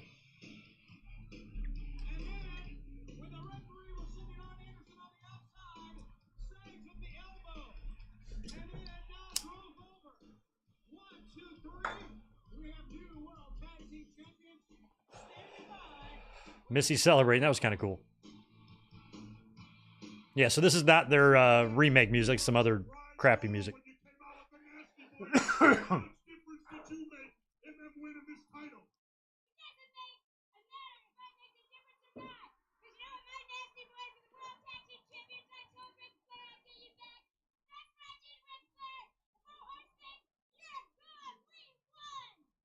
Missy, that was a terrible promo. That was a hideous promo. I expect more from you, Missy. You were all over the place in that. You didn't know what the hell you were saying.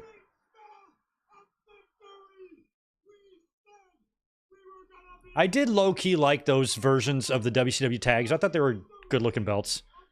Probably just nostalgia more than anything else. That's another belt I wouldn't mind having. One of the tags. Tags, big gold, and what was it? An AEW. I need those three. My P.O. Box address is on my YouTube channel. If anyone wants to kick one over, we'll put it right up there. It'll hang forever. You will be forever cemented in my stream background.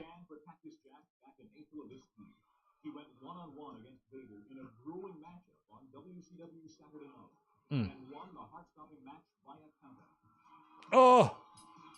This shit again. An irate Vader immediately demanded a return bout for the next week. The match was set. However, prior to the match, Cactus, during the interview, discussed his emotions and his mysterious bag. The match was nothing In his mysterious bag. Now, I don't think Foley has lost the ear yet. It was the ear in '94, right? Oof. Or it might have been '93. When was the ear? I thought the ear was '94. But I could be wrong.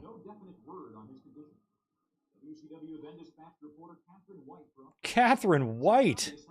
Hello there. Well, I'm Greg. Well, it's nice to meet you. Oh, hey, hands off Catherine. Look at Cactus. Where is he? No, with homeless people in Cleveland. That is one good-looking homeless woman right there, though. Catherine White. He looks weird without his beard, doesn't he?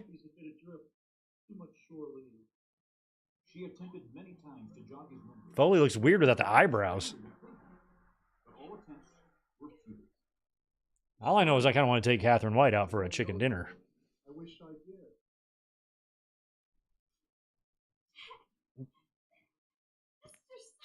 Is that Dewey?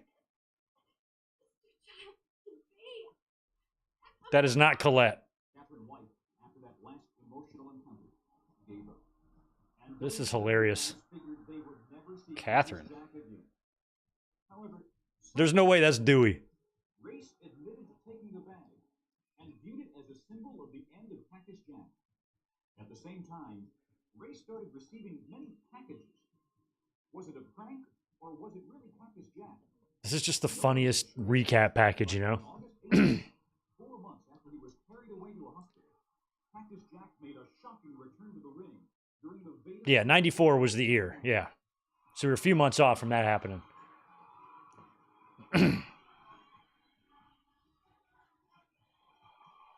I think we've watched the show where Cactus took the Vader bump. Yoshi Kwan. I forgot about Yoshi Kwan. Chris Champion. Wow.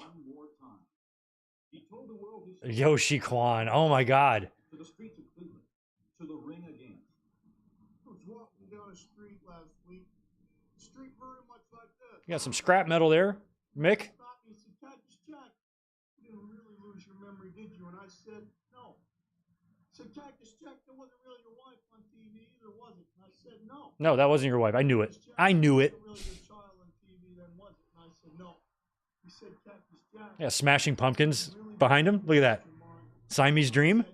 That's awesome. I have that cassette and CD.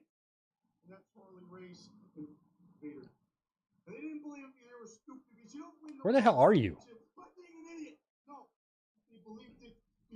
What shithole town are you in?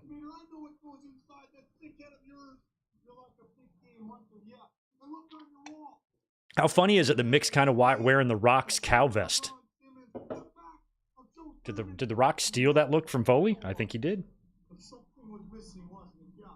Somewhere over that fireplace in that home of yours, there was that space for that Saskatchewan moose. You said, bring me that! I've got to stop! You can't have it, Vader. You can't have it. Yes, you put me on the shelf for a while, but all that did was earn me valuable time. Is despite all the rage, I'm still just a rat in a cage. Is that Siamese Dream or is that Melancholy? I kind of forgot now. It's brutality. And for you, it's a heavy dose of reality. Because when Cactus Jack comes back, keep this in mind. He's coming with bad intentions. If they can arrest the man for the fraud that goes through his mind, then bring out the rope and idea. It blows my mind that Vince McMahon, that fool, had to be talked into signing this man. Vince was so fucking clueless outside of his WWE bubble, because I would like to think that if Vince saw any of this, he would want this guy. What an idiot. Oh, it's a bounty match. That's right. It's going to be Cactus and I guess Yoshi, Yoshi Kwan? Because they showed him. Yeah, Yoshi Kwan. Okay. I don't know why I thought it was Cactus and Vader, but Vader's in the War Games match. And they got that little bag. Look at him.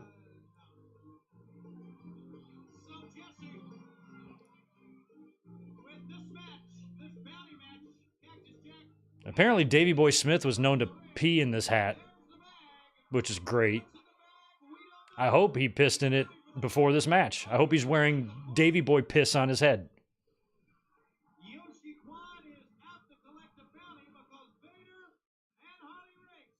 And I'm glad I wasn't a wrestler back then. I'm so glad nobody shit in my sandwich or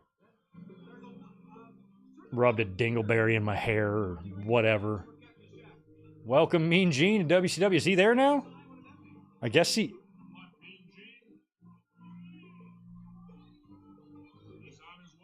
Wow. So they had a... That's cool. That's really cool. They showed a guy in the crowd that had a Welcome Mean Gene sign. But Gene wasn't there yet, and Gene was even doing SummerSlam reports for WWE in '93 prior to the event. So he was literally just on his way out. So it must have been reported that he's on his way to WCW. A fan knew that, held up a sign, and they showed it on the pay-per-view. And Jesse confirmed it, that Mean Gene is on his way. That's crazy. They might have announced it before on TV, maybe. I don't remember, but that's the first acknowledgement of Mean Gene in WCW that I remember seeing. I remember when Gene showed up, and then I happened to be watching the night that Bobby Heenan showed up. I forgot if that was a Saturday night episode, or if it was one of those pre-pay-per-view Sunday night shows that they would do, or wherever it was, but I was watching when he came out, and I remember being like, what is happening? All right, there's Cactus right after Yoshi Kwan. Come on, Cactus.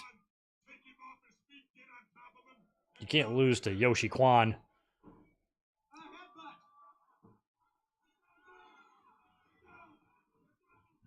Yoshi Kwan has kind of got more like, at least on his right arm, he has more modern tattoos. You know, everybody's got the sleeves and shit now. You didn't see that a lot outside of like heavy metal bands.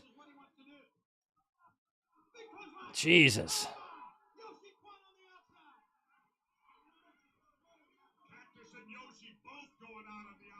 I don't know if they got some discount camera angles, but on some of these camera cuts, the lighting really changes.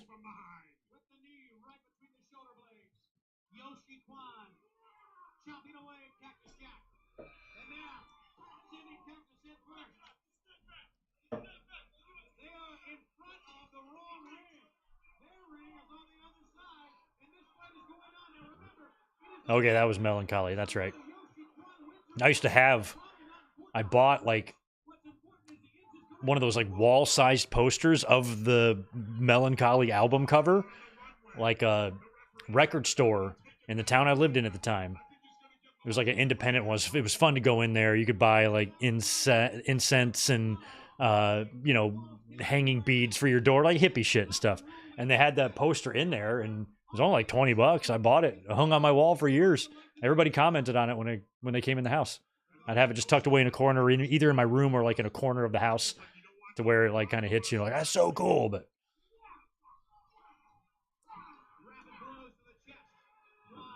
then I became too old to hang that shit in my house.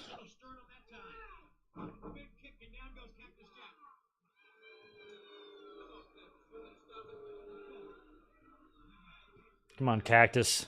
You cannot lose to Yoshi Kwan. I'll quit watching wrestling if you do.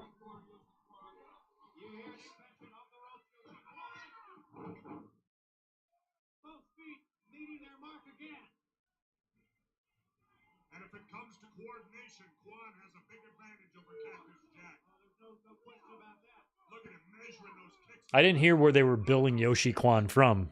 Somewhere in China?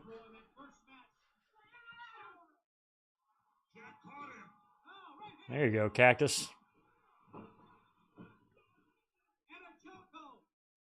Back in the month of April, that first match between Vader and Cactus saw Cactus take a tremendous amount of punishment.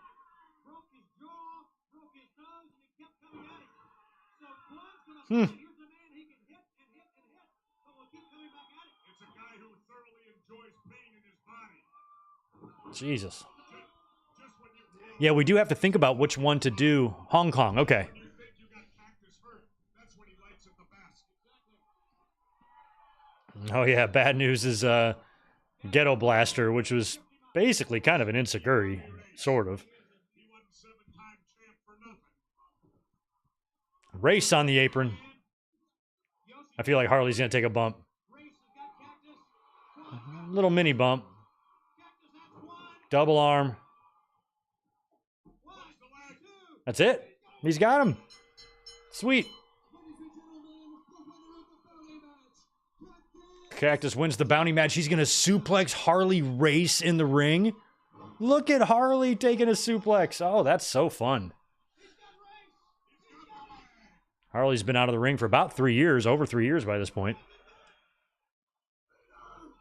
4 years, maybe.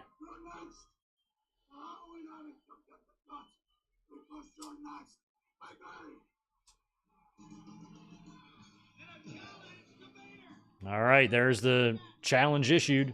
Thrown down to Vader. Let's go back to replay. Cactus Jack hooking both arms, driving with the Cactus-style DDT. Yoshi Kwan head first into the mat. Referee counts 1, 2, 3. Cactus wins the bout. And then follows it I up. love that he gets the suplex on Harley for good measure. Harley Race brings him into the ring, sees the bag, takes the bag, gets it back. Crazy. Yeah, Doug Unfunny, I want to say that we watched Halloween Havoc 93. We might have gotten to that one. Let me check. It's crazy that I'm starting to forget the ones we've done. And new World Tag Team Champions, the Nasty Boys. And we still have the world title on the line between Ric Flair and Ravishing Rick Sometimes I forget if there's 2 L's in Halloween or 1. on a set of a Flair for the gold. When Ravishing Rick Rude Yeah, we've done a lot of them. We've done 93, 94, 95, 96, 97, 98, and 99. We've done basically all the 90s. There are no Halloween Havocs to do next month. Fifi looks like Dixie Carter. Wow, look at this. because later in a Flair Flair for the gold, for the gold. got it from behind the belt. And we have the rude awakening that we will see. I guess you got your answer. Hey, next week, you can get a better understanding that you're having. Next week, we go again. A Flair for you. Uh-oh. Next week, we go again. Oh, hit him with the belt. How dumb are you, Flair? You don't turn your back on a man with a leather fanny pack. Are you crazy? Oh, rude awakening on the belt. Nope, just... Oof, man. Doing that on that floor? Yeah, she's a gold digger. This is now, the title is on the line. Ravishing Rick Rude did not win the U.S. title, but he has his focus set on his first world title. Yeah, we have to go way back, Garrett, if we want to do a Halloween Havoc. We could probably do one of those. I'll look at all the cards. We'll do one. Next week, I think we either squeeze in one more Fall Brawl or we do a Bad Blood. 1997 Bad Blood, I feel like we need to do it, but it wasn't a super fun show. It had a dark cloud hanging over it with, Brett on his way out and Pillman dying that day. And it was just an awkward feeling show, a lot like Over the Edge, just had that feeling of like, what are we doing here? But that main event was tremendous. God, this music.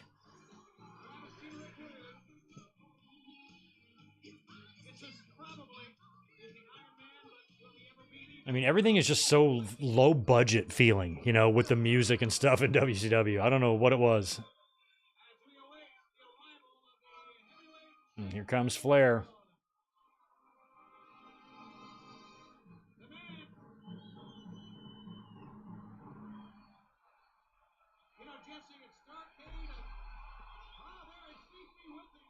Fifi with him. Halloween Havoc 2000. No way. I don't even know what happened on that show, but God, WCW in 2000. There's very few things in life I have less interest in than WCW in 2000. All right, so he's got Fifi.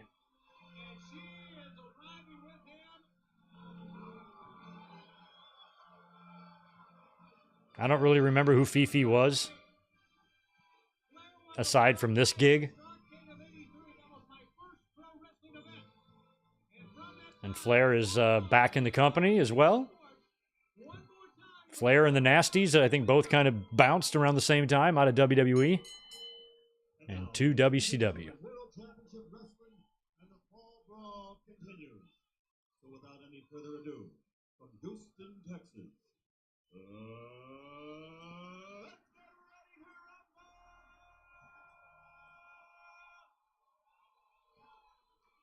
This match is for the Wrestling Heavyweight Championship of the World. When the bell rings, the man And this is during the time where they kind of had the two titles, right? Is that what they were doing? weighing 249 pounds from Robbinsville, Minnesota. This former United Because I know Flair would win the title at Starrcade in '93, a couple months later, World title. as a babyface. Known as the Master of the Rude Awakening, ladies and gentlemen, the challenger, he is simply ravishing Rick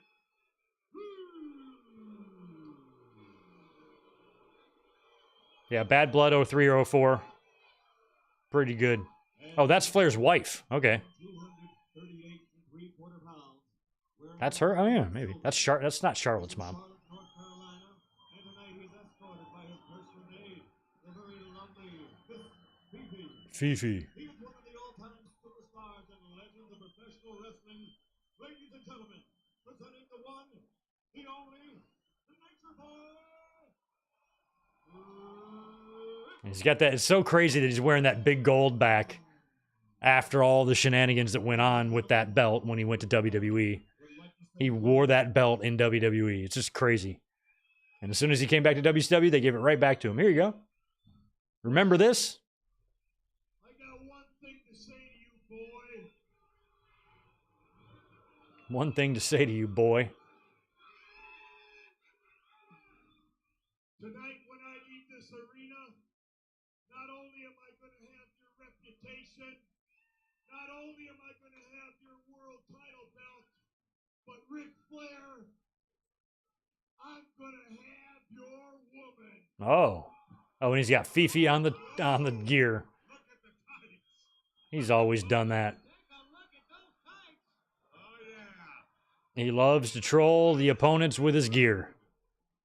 If anybody can sight Flair out, I'd say Ravishing Rick Rude's the man who can do it. And this is pretty awesome, though. Like on paper, Rick Rude and Ric Flair No doubt that's Fifi. for the big gold. There's no doubt about that.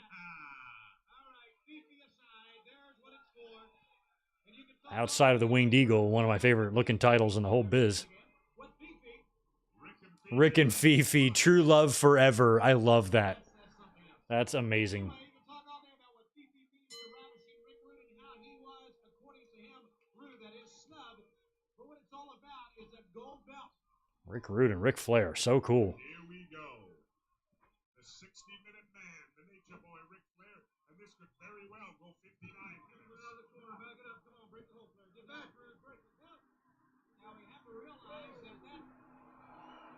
I'm trying to remember. I mean, Rick Rude, I think, did work some NWA before coming to WWE in like 87.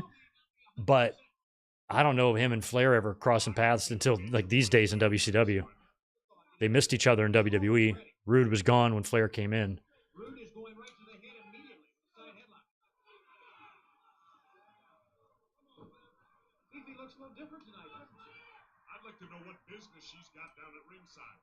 Same business as Missy Hyatt. I mean, her business is cleaning ashtrays, washing dishes, Cleaning ashtrays. stuff like that. She got no business down here at ringside. How do you know what her business is? Her business is what normal women should do every day. Oh, for crying out loud. Side headlock.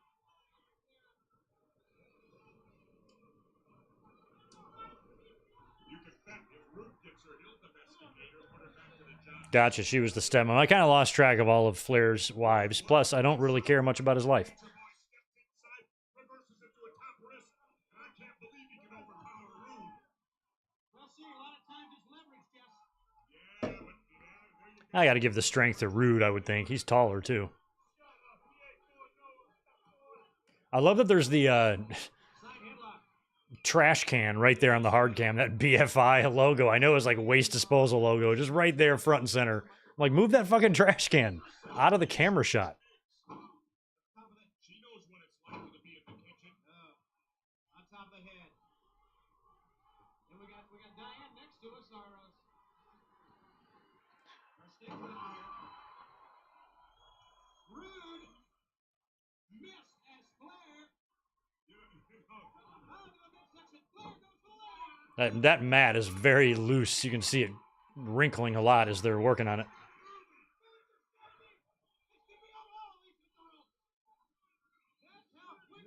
All mats do that a little bit, but sometimes I feel like you could risk injury if it does it too much. And Rude back to the attack again. Give Rude a lot of credit. He's wasting no time here. Okay, Alan. Apparently that card is not that bad. Goldberg, Scott Steiner, Nash and Booker T, Mike Awesome, and Jeff Jarrett. Okay, that's interesting matches. Maybe, okay. I got to remember, what I think sucks might not be what you guys think sucks. So there might be some good shit out there. I just always associate with WCW 2000 as a pointless time in their history. You know, it didn't really matter what they were doing. They're about to die anyway. Rude in trouble. Fifi up on the runway now.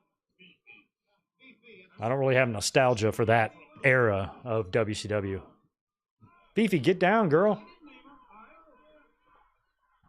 And Rude, boy, Flair hit him with that figure four leg lock, and that shocked all of us that Flair was putting on. You know what they say about women? They should be barefoot and pregnant. Jesse. I hope Jesse doesn't bring back any of these one-liners when he returns to Saturday Night's main event. Because he just said what women need to be doing is being barefoot and pregnant. I don't think today's Jesse would agree with yesterday's Jesse. I think he would be appalled. Down on top of the head. This is great. I'm having the most fun. Full arm drag and twist. You gonna apologize? We'll put your microphone back on. Full arm drag and twist again. Jesse was just yelling off mic there at Shivani. I don't know what's going on. Again. I'm still gonna be here. Oh, it's not working. You don't cut my mic off, Sarah Lee. His mic went out as soon as he said that barefoot and pregnant line. Were they back in the back saying cut his shit? Or is it just a coincidence? And now he's drinking a soda pop. Jesse's headset is not working. That's hilarious. Now he's back. And see if I ever buy anything from Sarah Lee again. I'm switching to Betty Crocker. He's switching to Betty Crocker. Rude in trouble. Flair with that wrist lock applied.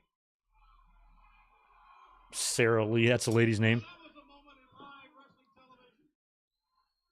Flair straddling right. Anybody ever know? I found this out like late in life, but the jingle, nobody doesn't like Sarah Lee. I always thought it was nobody does it like Sarah Lee. But it's not. It's nobody doesn't like Sarah Lee.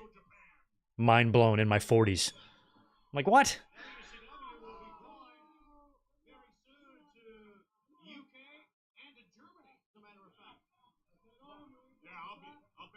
sucking up to Lord Stephen M when you go over to the UK, Shivani. Not a chance. Rude, on the receiving end of this. You can really see what a big guy Rude was when he's in there with Flair, too. He's just fucking boss. We've always talked about Flair's ability, his endurance. But let's talk about his complete wrestling skill. Here's a man who has won matches against bigger opponents, a man who has won matches when brawls are involved, a man who has won matches when just straight scientific maneuvers are involved. He has literally done it all. And right now, I mean, this is a classic. I'm just kind of glad that these two guys have matches that can be found on video. Flair and Rude battling for the big gold. Legendary.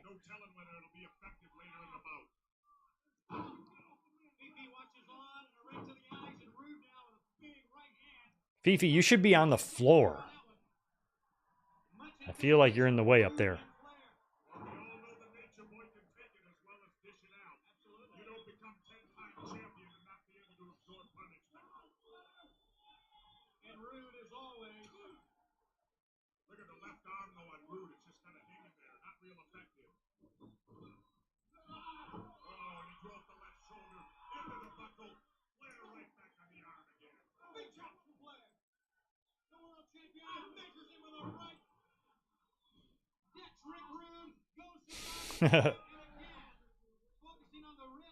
Yeah, I do remember some of those Mandela effects. I remember that Shazam. I remember seeing it, and I also the Berenstein Bears one for sure. Those two happened to me, but not many of the others.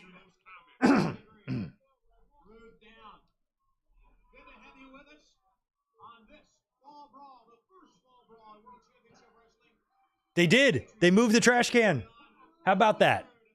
That's hilarious, JR Falls. Trash can is gone. It's been there all night. You just see this trash can with the waste management company right on the side and like right in the hard shot. I'm like, do y'all want that there? And they moved it.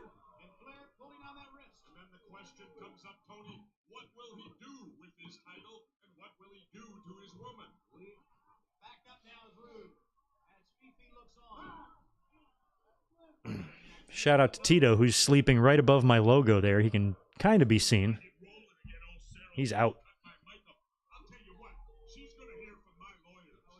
She's going to hear. Jesse is still pissed about the mic. Not having good mic work over there on the announced table.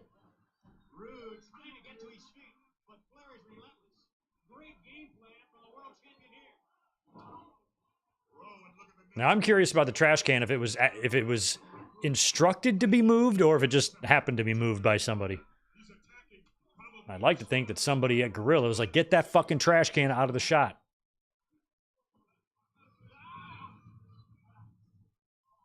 Once again, the full-on dragon twist into a wrist lock. Flair pulling on Rude. Flair is relentless and Rude is in trouble. Of course, he's not going to be able to pin him out of this, but I tell you, it's going to take a lot out of Rude. He's trying with the right. He got loose on that with the right hand. Damn, y'all. I have a feeling I'm the only one here who doesn't want to watch Fall Brawl 2000, which means we should probably watch it. Y'all are the ones in charge. So if y'all want Fall Brawl 2000, maybe I'll throw it on a poll to give myself a chance to not have to watch it. But I don't know. I really enjoyed 99, though. We watched that a couple weeks ago. That was better than I thought it would be.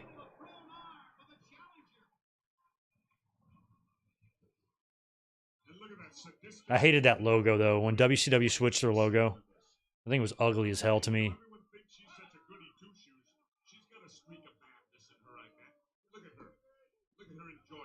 She's got a streak of... Well, of course she does. She ended up marrying Ric Flair. Something's got to be wrong with you. Something must have gone awry in your upbringing to want to marry Ric Flair. She's a gold digger. What do you think, Tony? Flair with an outside armbar? I don't know. Yeah, see, Juliet? See, Garrett? Yeah, I'm educating y'all. No, it's nobody doesn't like Sarah Lee. But I live like into my 40s thinking it was that way, so...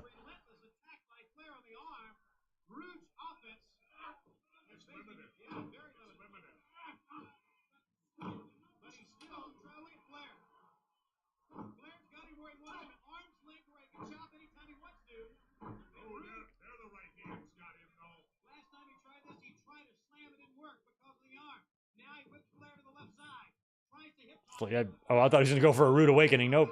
Backslide. 2 3/4.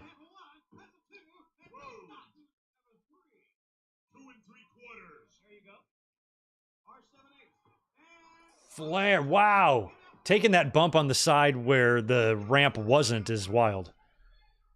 Although the Nature Boy not too quick springing up himself. What a shame. This better not be a count out. Hey, there's Fifi encouraging Flair to get up. Yeah, WCW or WWE was, you know, venturing into dark times here. Late 93, early 94. Just kind of everything was in decline. People were jumping off the ship. Bobby gone, Mean Gene gone. The next year, Savage, Hogan. And WCW. You know, even this time, you know, they had Rude. They had Steamboat. They had Regal, Flair, Vader. They had Sid. They had Davey. They had people. They had Austin and Pillman and Cactus and talent.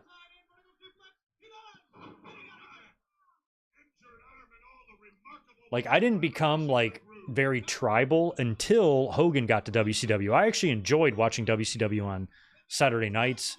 I didn't really consider them any sort of real threat to WWE. I thought they were just an alternative type of wrestling to watch with a lot of wrestlers that I'm familiar with and have seen before.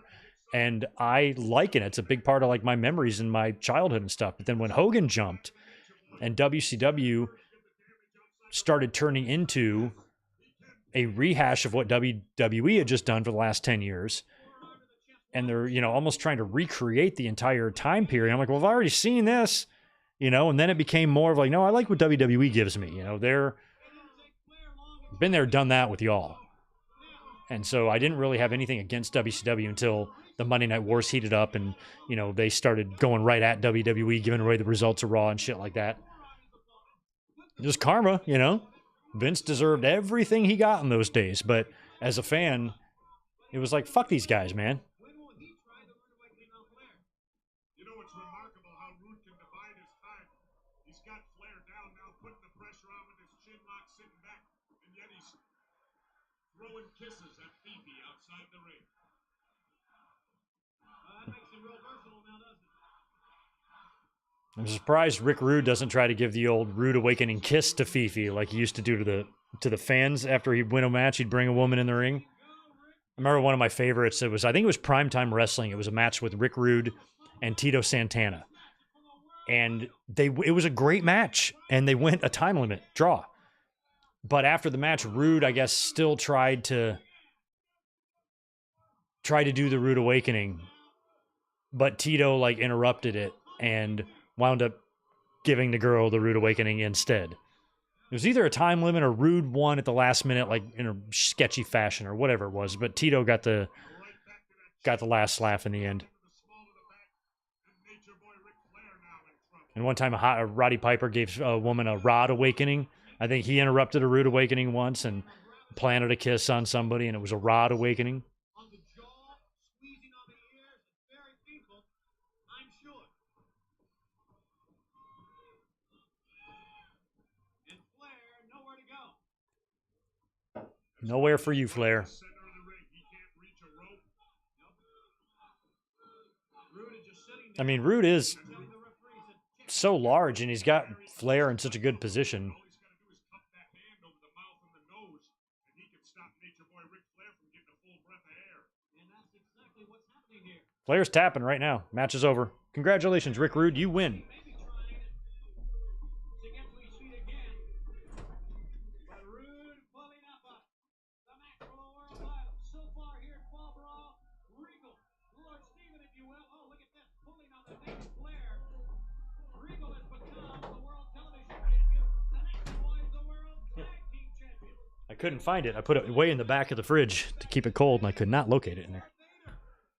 Find Vader next. War games the match beyond. Well, I'll tell you what, 3 title changes would be unheard of in WCW. Where if Rude scores it, and you got to call it an upset. Yeah, that's right. If Rude wins here, it'll be the 3rd title change of the night. All the challengers have won. WCW 93. It's not super crazy or anything, but that's a lot. Trying to get back.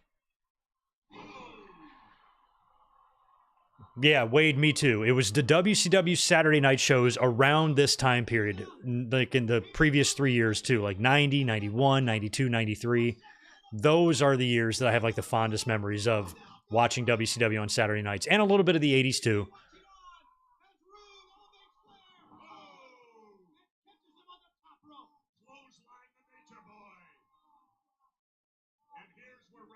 Yeah, Flair taking a bump like that's pretty rare for him. Plus, he did it on those cables. Rude, obviously stronger than Flair, showed it right there. Beautiful press slam.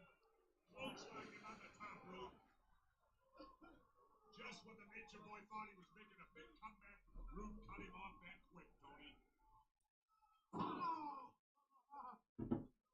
Right hand in the midsection. You want it, Flair?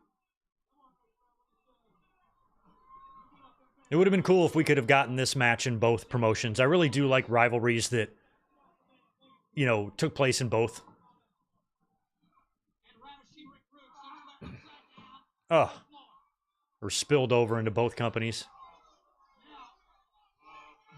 You know, Flair and Savage, good example of that. Flair and Piper, who crossed over several times from NWA to WWE to back to WCW. Absolutely, you gotta break that referee's count.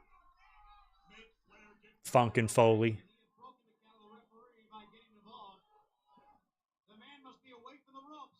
That's They what- can't resume. That's where the champion has a major advantage in any title matchup. If it's a count out, he don't lose the title. If it's a disqualification, he don't lose. That would be a good video, but the research would be a pain in the ass. But I would like to do a video on pay-per-view matches that took place in both companies. Like a match that took place in one in WCW and WWE, the same two guys, just different points in history. And I'm trying to even think of one. I know Flair and Savage would be a good example. I know a Flair and Savage WCW pay-per-view match must exist, right? Especially in those early days, 94, 95, 96. Matches like that.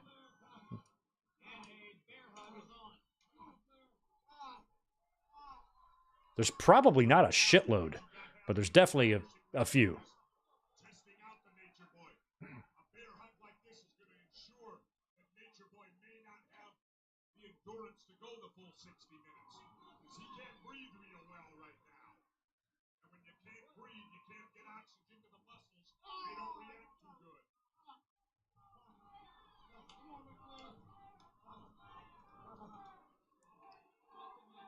Hmm. Pulling on the hair, Rude. The pain of Nature Boy Ric Flair. Evident right there. It amazes me that all those years of wrestling, Ric Flair never got his teeth knocked out. He always had the front. He always kind of got that little not perfect grill up there. But I never really, you know, Flair never lost a tooth or nothing. That'd be my biggest fear. Trying to encourage the world champion to get I'm like, I'm not trying to lose any teeth. Look at Fifi. She's going, oh, I I need these for chewing. down goes Flair. 1, 2, not over.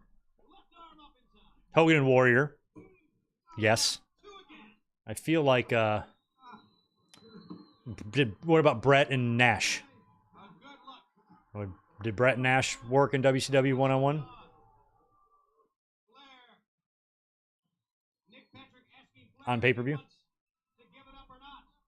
And Flair not giving in at all.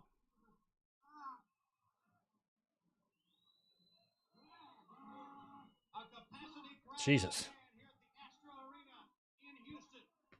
Watching this match for the world title between Flair and Rude. And look at Flair. He's actually rolled Rude over. He did. He may have a pin here. You should count. Oh, I guess his shoulders aren't down, but Patrick. He's gouging the belts into the eyes of Rude and Ric Flair. There we go. Out of nowhere. On top of Rude. Jeez. Both men dazed. Flair rolled off of Rude, but he got his lips in there, Jeff. Where Flair got the power to do that, I don't know, but I guess that's why he's the champion. That's it. He can reach down and I feel like maybe Ready, reset. Eddie Guerrero and Rey Mysterio would definitely count, right? Maybe Jericho and Rey. By Rick Rude that enabled him to get an offensive move out of it. Maybe Jericho and Eddie. Flair, hot Flair that time.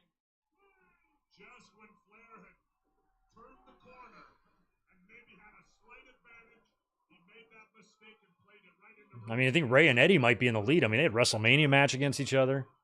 That amazing Halloween Havoc match. SummerSlam match. Probably another WCW show in there somewhere. Nash and Sid, yes. I know. I think Nash and Sid definitely worked in WCW one-on-one, probably on pay-per-view in 99 or 2000. Or 2001 or something.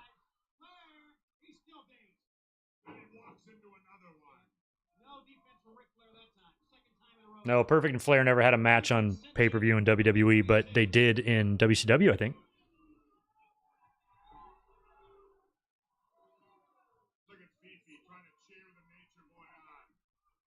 And Brett and Flair worked on WCW pay-per-view, but they never worked on WWE pay-per-view, even though Brett won the title from him.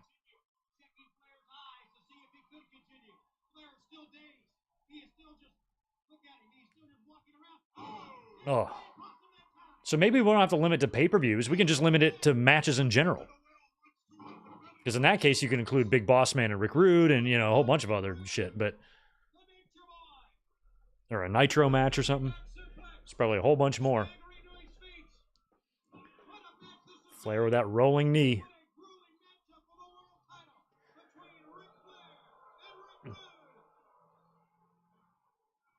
I wouldn't want this match to go any other way. Like, if it's going to be Rick Rude and Ric Flair for the big gold, then I want this to be a nice, long, competitive match.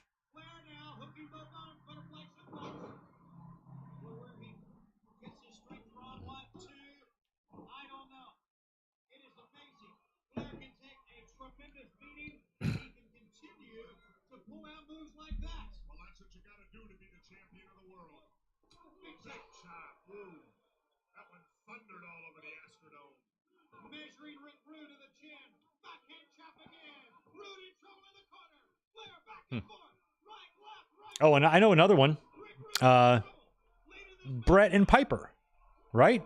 Piper and Brett, I think, worked in WCW. Maybe not on pay-per-view, but I swear they wound up working one-on-one, I think. I feel like Brett and Piper would be on the list, too. You know, right when you think Nature Boy Ric Flair's got it going his way, Rude seems to pull one out, Tony. Well, that's true. It almost seems like these two men are very similar in the way they approach a match. Their endurance, their heart, and their determination, a big part of their makeup. Bret Hart and Scott Hall? Maybe. The match definitely happened. Probably. But maybe not on pay-per-view. Ooh. There you go. Now, if I was him, I'd either try for the cover here or go right into a rude awakening. Flair kicked out. He's got a Pin again. Get over there, Nick. A very discouraged Rick Rude with a cover. He thought it was over. And Rude getting very frustrated with a man, a champion, who will not stay down. He's got him set up for it, Tony. I don't know what he's waiting on. Maybe he feels that he needs not only to be the man to defeat Ric Flair, but the man who wore Flair down. I feel like referee Nick Patrick is wearing some Asics, some 1990s Asics, black and white. Big Show Jeff Jarrett, possibly. Jeff Jarrett and somebody for sure.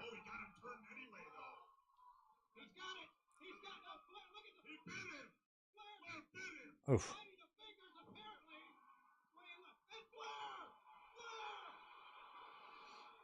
Rude awakening on Rude from Flair. Oh, foot on the ropes. Whew. No way Rude was going to lose to his own move.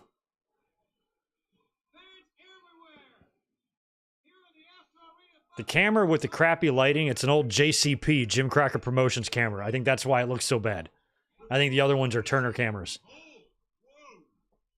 And that almost happened. Sleeper. And there's a sleeper. And there goes Flair out of the sleeper. Dropping down on the knee. He's going to do it again. Rude's hurting. Flair trips him. Going for the figure four. Classic spots here for it. Oh, wow. What's he doing? What's he doing here? Flair is on the second rope trying to do something. Wow. Oh, that looked really good. The hamstring snap. And now the adrenaline flowing to the World Heavyweight Champion.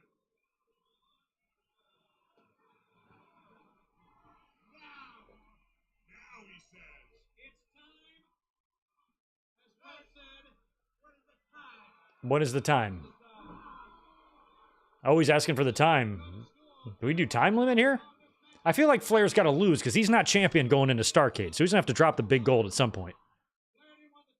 Probably here. I think he does drop it here. oh, there's plenty of time yet. Oof. Did we get a time limit on this match? Is it 30 minutes or an hour? He's trying to set up for the It ain't going an hour. There's not enough time left. We got War Games still to come. Roode with a beautiful inside cradle. Oh, he almost caught the champion. Flair back up. Once again, kicking away. Yeah, that Wade, that Halloween Havoc match is hard to vote against, you know, but their Mania match and SummerSlam match were both pretty good. But there was something special about that Halloween Havoc match. Ray was so young there. That match was just more exciting. And I ordered the pay-per-view that night, so I watched Eddie and Ray at Halloween Havoc. I was very interested in that crazy-ass Hogan and Piper cage. So I remember just marking out for the match. I think I watched that one at somebody else's house. I wasn't home for that. I watched somewhere else, but I remember.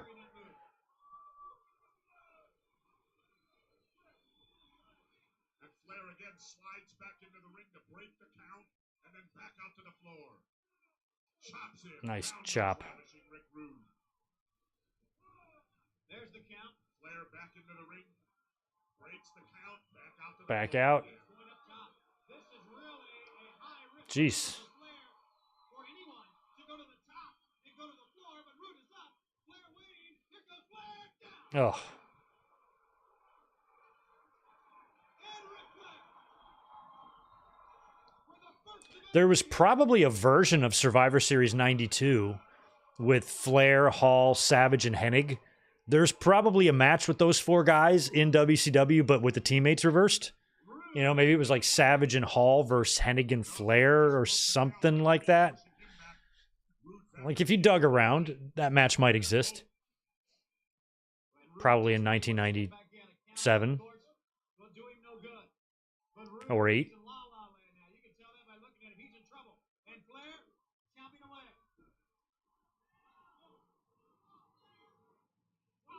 Into the jaw. Real close in, close fist right there. A warning. Rude reverses. Flair goes in upside down again. Jeez. Time he holds on. He hits the rope. Rude. Got him. Oh, but Rude got him with a clothesline. Now Rude's going to go for that punch. He likes that top rope punch. He's probably going to go for here. And he nailed it. we could have a new champion. 1, 2. Flair's up. Flair's up. And Rude can't believe it. That was 3. Rude accusing the referee of protecting the Nature Boys title. Outside again. Oh, that is the fourth time in this match. Flair on this side. And look at Rude Uh-oh. giving it to Fifi. Oh, look at Rude's giving it to Fifi. hip chop. I told you, Fifi. She hit him. Oh, that's sexual assault Now that, and physical assault on a woman in heels. Flair, what's he got? No, he doesn't have anything. I thought he had a foreign object. Boom.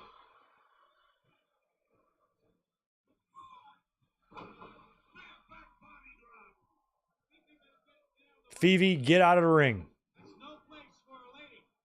That's no place for a lady. Atomic drop. Ooh, flapjack. out on the mat. Here he goes. He's got a leg. Nice. Figure 4. Figure 4 on Rude in the middle. Rude's going for something. He's got knuckies. Boom. Knocked him right out. Knocked him out. Rude went to his trunks. 1, 2. New world champion. Oh, Rick Rude with that big gold. Name me something sexier. See, you can't do it, can you?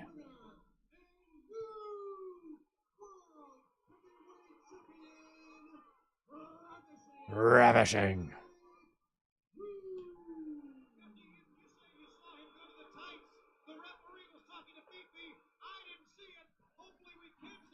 Here's another Mandela effect thing that you don't really realize. I didn't realize until maybe 15 years ago, maybe 20 years ago. The big gold belt is brown. That strap is brown, not black. And it's weird. I don't want it to be brown.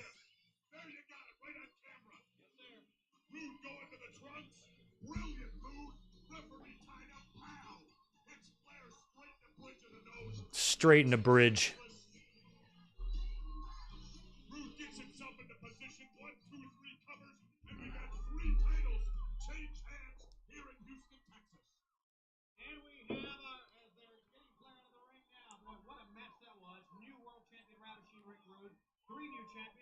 Our next pay-per-view before we go to our main event here at Fall Brawl will be coming up on October 24th. It is a Halloween Havoc live from New Orleans to the lakefront. Boy, what an event that's going to be. Halloween Havoc 93. Yeah, we're going to have to bust out some of those early ones, 90 or 91 or 92, next month. And then we're going to have to, in November, find out which Survivor Series we haven't done yet. We've busted out a bunch of them, too. One of the most expected things in WCW has been War Games, the match beyond. Expected because they know fans do. They're in for War Games, the match beyond. And the wrestlers know, Tony, they're in for pain and suffering. Nobody goes into this match, into War Games, not feeling that you're going to come out 100%. You're going to get hurt. Every guy is going to get hurt. in this War Games, Jesse. We've had so many veterans. This is when Harlem Heat is still, I think they're going to still be wearing those red little funny looking shirts. Dustin Rhodes, who's in this event, has been part of War Games, but just as we saw just last night. All these NFL refs are so jacked. Is that like a thing? Are they like in a little like workout club? We'll find out as we go to Garrett the Pettit to start War Games, the match beyond. And now, ladies and gentlemen, Yes, let's lower that cage. Give me some music. One year we watched, the cage was half-ass lopsided coming down. it is time for War Games. Very briefly, the rules. 7 periods. Consist of 7 periods in all. The first period will last 5 minutes. All remaining periods will last 2 minutes. Each of the two teams will send one man into the war zone. I mean, I know this is a legendary match, but there's holes in the logic of this match. Like, what if somebody submits before the match beyond starts? Will then send a second man What if somebody just gives up then? stating the advantage Wouldn't it be over? But no. against one situation. At the end of the And then once all 8 men are in, that's when the match starts, right? into the war zone, thus evening the sides in the third period. So you can't even surrender or get a submission until all 8 men are in the ring. But what if halfway through it, before everybody's gotten in, somebody submits to a figure 4? I mean, obviously it wouldn't count. You just sit there in pain and not be, the match wouldn't stop. You just, legs would just get broken. Until all 8 men are in, then the match beyond begins. Surrender or submission is the only way to win the match beyond. Pinfalls will not be allowed. Countouts will not be permitted. There will be no disqualifications. Official time will be kept at ringside. The head referee has the final say in War Games. And now, ladies and gentlemen, let the games begin. As far as I know, I think Rude was still with WCW when he passed. That was 1999, so he, I believe he was still there. If he wasn't on TV or being used at the time, I don't remember, but I'm pretty sure he was probably still getting paid. And here comes the double cage. Rude died real close to when Owen died, so his death kind of got forgotten a little bit. An ultimate way to settle a battle. It's been the ultimate battleground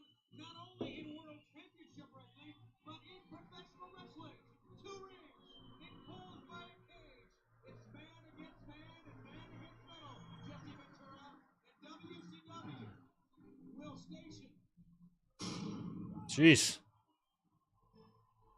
Whoa. We got incoming. Big pyro there, and those guys are real close to the ring. Scurry. Very scary. Hey, I can't even see my likes or any of that shit, so if anybody hasn't hit the thumbs up button, nail that for me if you don't mind. Thanks. Oh, that was not the Johnson Space Center testing something, by the way. As a matter of fact, we have stationed veteran cameraman Jackie Crockett in at his own risk inside of Oh, we do got Jackie Crockett in the ring at his own risk. only World Championship Wrestling can do an inside look at the battleground. Having fun, Jess? Ladies and gentlemen, we will now bring the two teams. Nothing I like better than the smell of meatballs in the morning. Now, this is way before the days of the Introducing team number 1. holding pens of these guys. Here they come.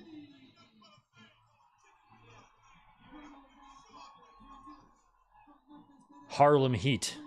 Look at these shirts, the way they tie them. And here comes Psycho Sid, Colonel Parker.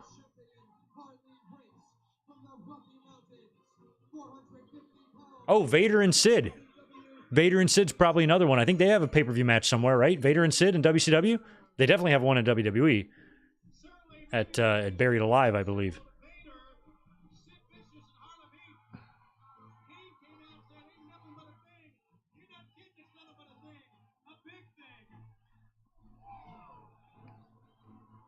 And so apparently this was supposed to be Road Warrior Hawk, but he was replaced by Shockmaster. But in the results, I came across Road Warrior Animal's name, so he must come out here at some point. Or be out here with the baby faces. Oh. Animal. The team advisor. Here we go. Speak of the devil.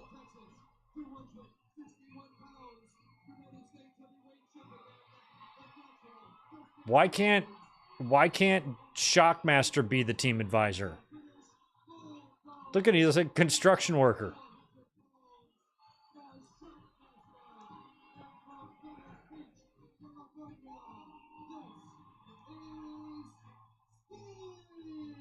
And Sting. Not one of the most memorable Starrcade matches, I don't think. Or, I'm sorry, not Starrcade. War Games matches.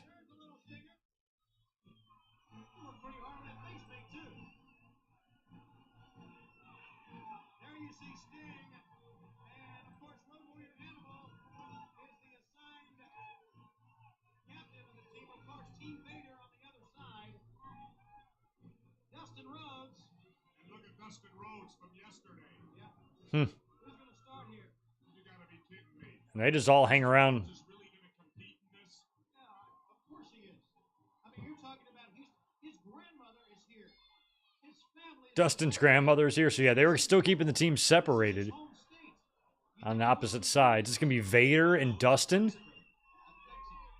Both teams, like, you see Road Warrior Animal said, forget it, no way, you're not getting in. Dustin wanted to get in first. It's going to be the Shockmaster. It's going to be Tugboat. Vader, the world champion, is away. Oh, Dustin wants to get in. Oh, Dustin snuck in. What a sneaky guy. Dustin Rhodes is in. And he's stepping in with Vader. All right, here we go. This Gold Dust and Vader. Ill-advised, Dustin Rhodes Ill-advised. He's already injured. He wants to jump in there first. Let his ego get in the way. against the Look captain. at this. What a dumbass. You're a dumbass. This should be his name. Dumbass Dustin. You got broken ribs? Yeah, let's enter a 30-minute cage match with Vader. That'll do great for your ribs. Your ribs will love that. Beating Vader down. He is. After this 5-minute period is over, there will be a coin toss. The team winning the coin toss will send the additional man in for a 2-on-1. And that is when it gets wild. And look at he's got the boot on. Mm. Well, that's legal. In this match it is. And he's going, you got to give Dustin Took his boot completely off. All right. Take it off. Opinion, it's a major mistake. Dustin Rhodes should have been the last guy on that team getting in there. Well, they were going to go with the Shockmaster. 1 minute, you hear Gary Capetta. He'll give us our time fuse throughout this War Games. Vader, gosh, not only you not want to be the first man if you're injured? Jeez. If you're injured, you don't want to be the first man in there against Vader, Jesse. This guy has made it a career not only of being a world champ, but also of taking people out of the sport. That's right. Dustin I wouldn't be surprised if Steve Austin and Mark Merrow is another one. There might be an Austin Johnny B. Bad match on pay-per-view. And they worked twice on pay-per-view in WWE.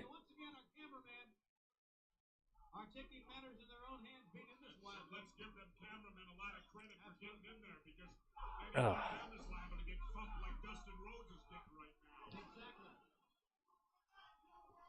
2 minutes gone in the period, 3 minutes remaining. All right. Al Eastman, our cameraman, on one side, and Jackie Crockett, our cameraman, from the other, on the inside as this battle is raging on. And It's going to take forever to get all these guys in the ring. so far, he's been able to battle Vader, and the banged up ribs not much of an effect here, Jess. They're enough of an effect. Look at, he threw the big right hand and then had to clutch his side. He's lost a boot. He's lost a boot. Look at Vader, which is a short, back fist knuckle strike right there. Sting gathering the stingers up. Yeah, I think T85, that's what they had to do after the Shockmaster shit the bed. But even if he wouldn't have fallen over the wall or through the wall, what the hell were they thinking? A bedazzled Stormtrooper helmet? Like, it wouldn't have worked anyway. It didn't matter if he fell or not. Like, if he would have came through that wall with the voice, everybody like, this is the dumbest shit I've ever seen. We'd still look back on it and laugh. The fall through the wall was divine intervention, sparing us from what would have been one of the worst all-time gimmicks. You know, we just got saved. We just, we had the mission aborted accidentally when he fell through the wall, and then they had no choice but to turn him into like a clumsy buffoon. He's out there smiling and waving and all that. But how good would the gimmick have been? Shockmaster? Seriously? That's his name? Is that his real name? And I'm going to shock you. Like, what? And what's going to happen when he took the helmet off? He's going to have to take the helmet. He can't wrestle in that. I hope not. Opponents are going to have glitter all over him. You come home from work. Your wife thinks you've been at the titty bar. You got glitter all over you. Like, no, babe, I wasn't at the titty bar. I was wrestling the Shockmaster. I swear. And she won't believe you. You'll get divorced. Family torn apart. Daughter turns to a life of drugs and prostitution. The son's doing time for armed robbery. All because you wrestled the Shockmaster and got glitter all over you. So we are lucky that he fell through the wall. And we just basically got Tugboat with a stupid name and a weird outfit. Okay, they just did the coin flip there.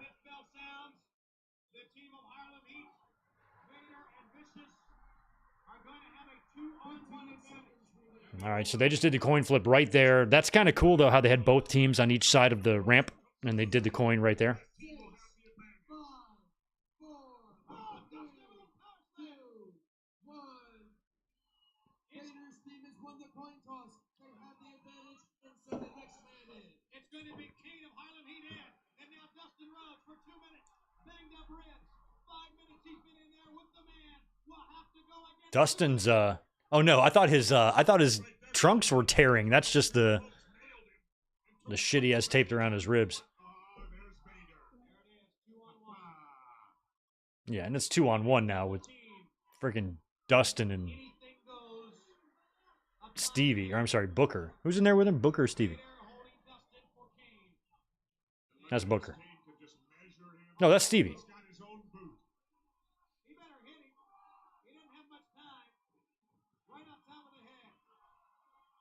I don't remember which one's Kane and Cole. I think Stevie's Kane and Booker's Cole. I think.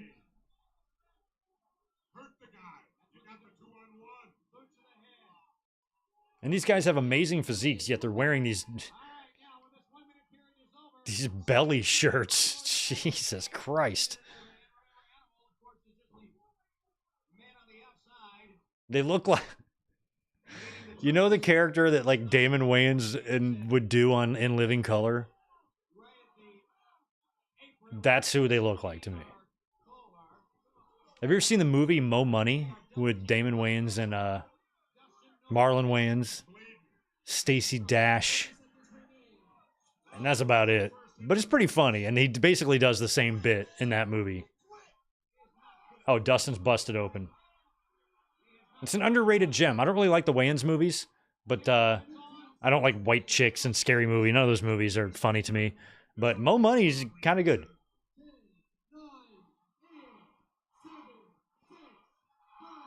Cool soundtrack. Oh, that's smart. Sting's in next? All right, yeah, I think Dustin needs some substantial help. God, I hope Shockmaster isn't going to be the grand finale entrant here.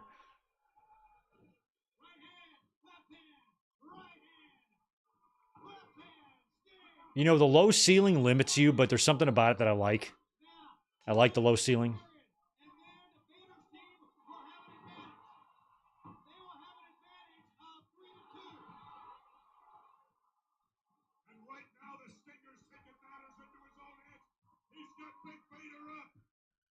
Oh, wow. Sting carried Vader on his shoulders there.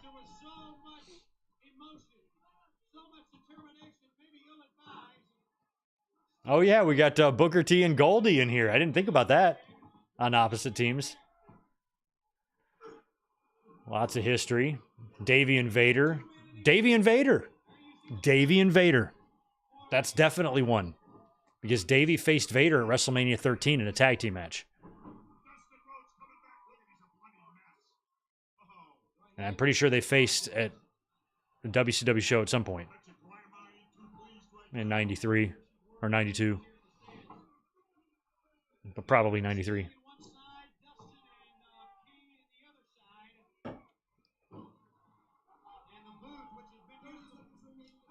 Oof. Vader, the only man in this match to ever wrestle Will Ospreay.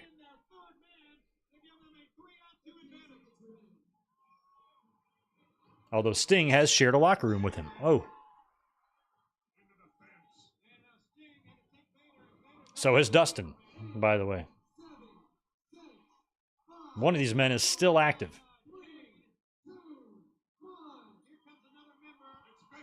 It's vicious. This show was 31 years old, y'all.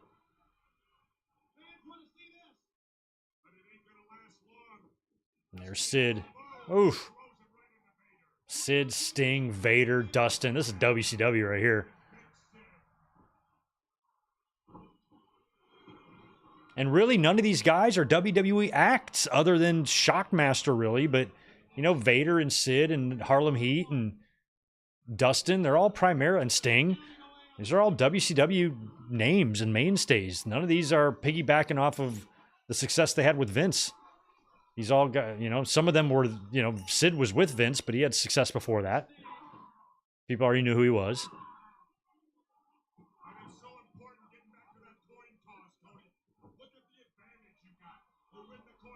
And Dustin's early WWE run there when he was young doesn't really count. He was there like 2 months. Ooh. The only real guy is hopefully the next guy in, Davey. Yes, he will.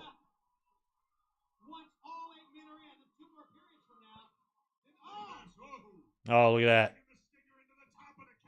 That's not going to really hurt him that much.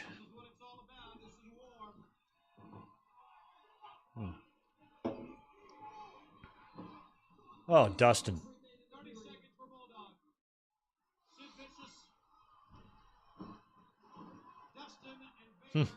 Yep, Sid loves that elbow pad. It's the only one.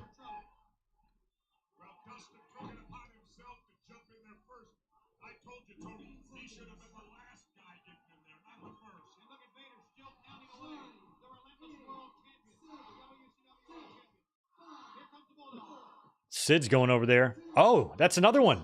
Look at this. Sid and Bulldog, SummerSlam 1996. And here they are.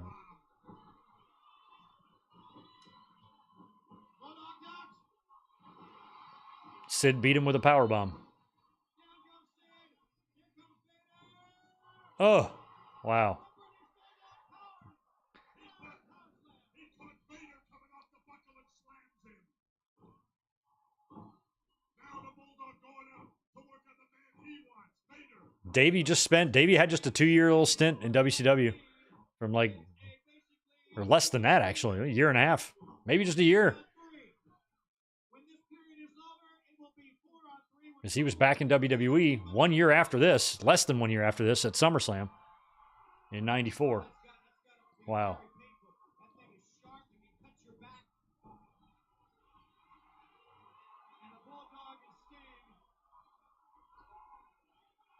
I just don't think it's worth the effort to raise somebody up in the air and slam them into the ceiling.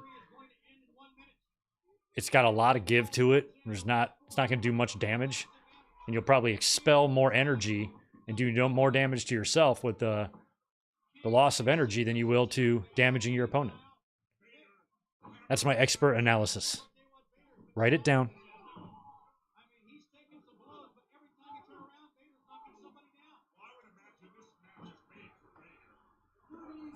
Harley showing 30 seconds. Time is what he's indicating there.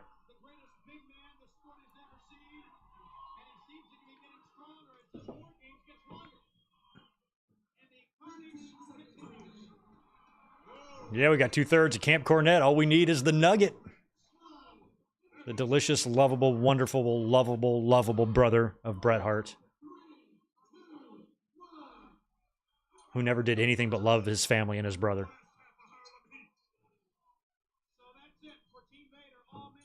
And here comes Booker. Here comes the bro of all the GIs. And we have Sid screaming. If you're in the general vicinity of like a screaming Sid Vicious, go be somewhere else. It's for your own safety.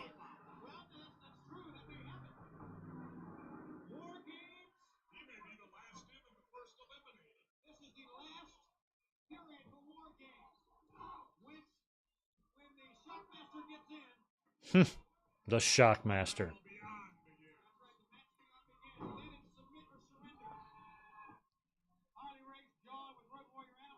Hmm.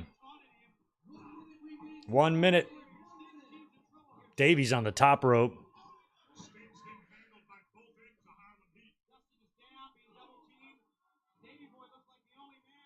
Oof.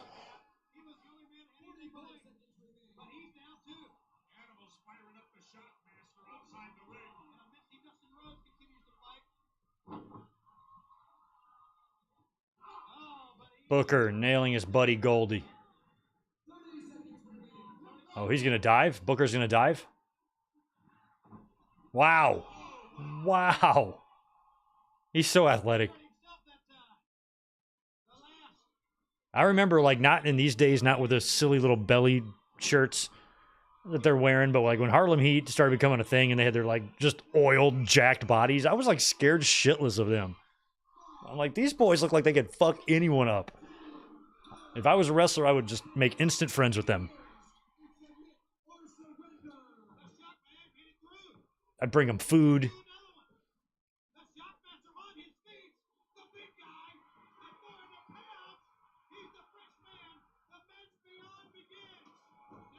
The match, I knew Shockmaster was going to be the last guy in there.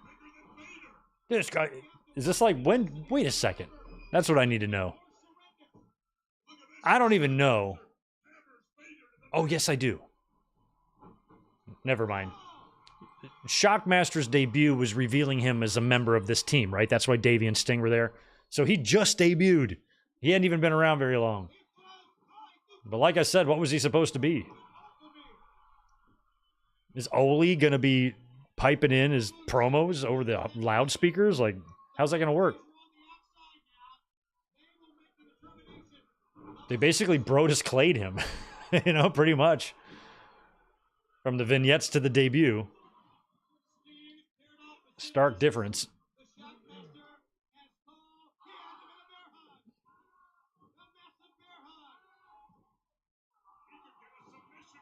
Like, I was 16 years old at the time of the show, and I can guarantee you I could have come up with something better than Shockmaster if I was sitting in WCW Creative. Somebody suggested that. I'm like, Shockmaster, are you fucking high? No, here's what we're doing. Even at that age. And that's it. That was fast. And he wins War Games with Booker T submitting to a bear hug from the Shockmaster. I can't. I can't, y'all.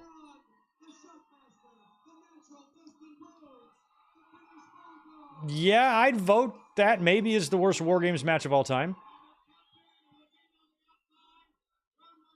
That was a whole pile of dog shit. But I'm glad we watched it. Bear hug. Lost to a bear hug. Yeah, I mean, as soon as Shockmaster entered the match from beyond, it was over. Now Vader's mad.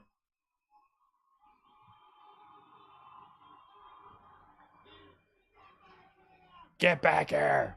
Look at these two guys. The masters of the power bomb. I always thought that was stupid they were called masters of the power bomb and not two guys who do the power bomb. Because that's all they were. Those are just two guys that chose power bomb as their finisher. It just means that's the move they do. It's not like everybody's trying the power bomb and nobody's good at it except for Vader and Sid. That's what masters of the power bomb implies. So that's a lie.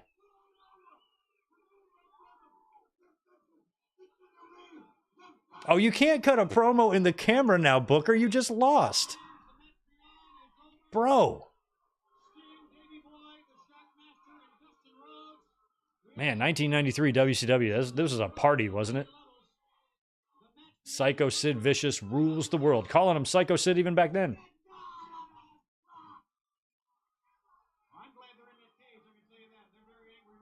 They're very angry men.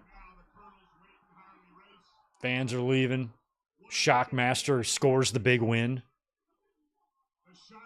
WCW signed Tugboat, and they're like, we're going to put you over in the main event of our pay-per-view. Beefcake, when you come in, we're going to do that with you too.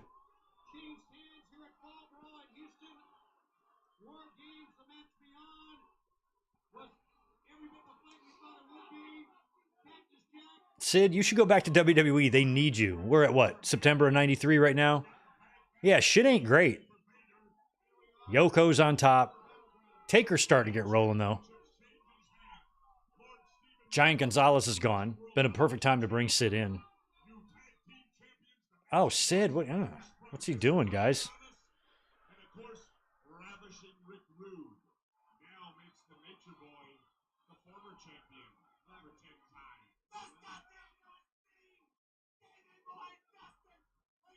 God, that's so peak Sid to me, the way he's screaming like that. Oh, my God, and the hair.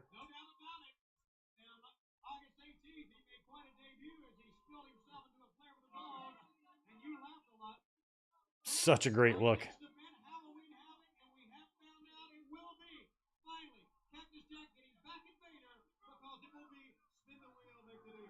Spin the wheel, make a deal. I forgot we watched this one last year. I don't remember any of it. All right, that was fun. Fall Brawl 1993. Honestly, maybe not as good as I thought when I kind of read the card. I was like, oh, this looks fun. But that War Games match was dog shit, wasn't it? Oh, my God. But, hey, at least we watched it, and we knocked another big one off the list here. We still have WCW 94 to watch, but that one's not very good from what I remember. So I'll start thinking about what to do for next week. We'll find a good one, maybe a Bad Blood or maybe one more Fall Brawl.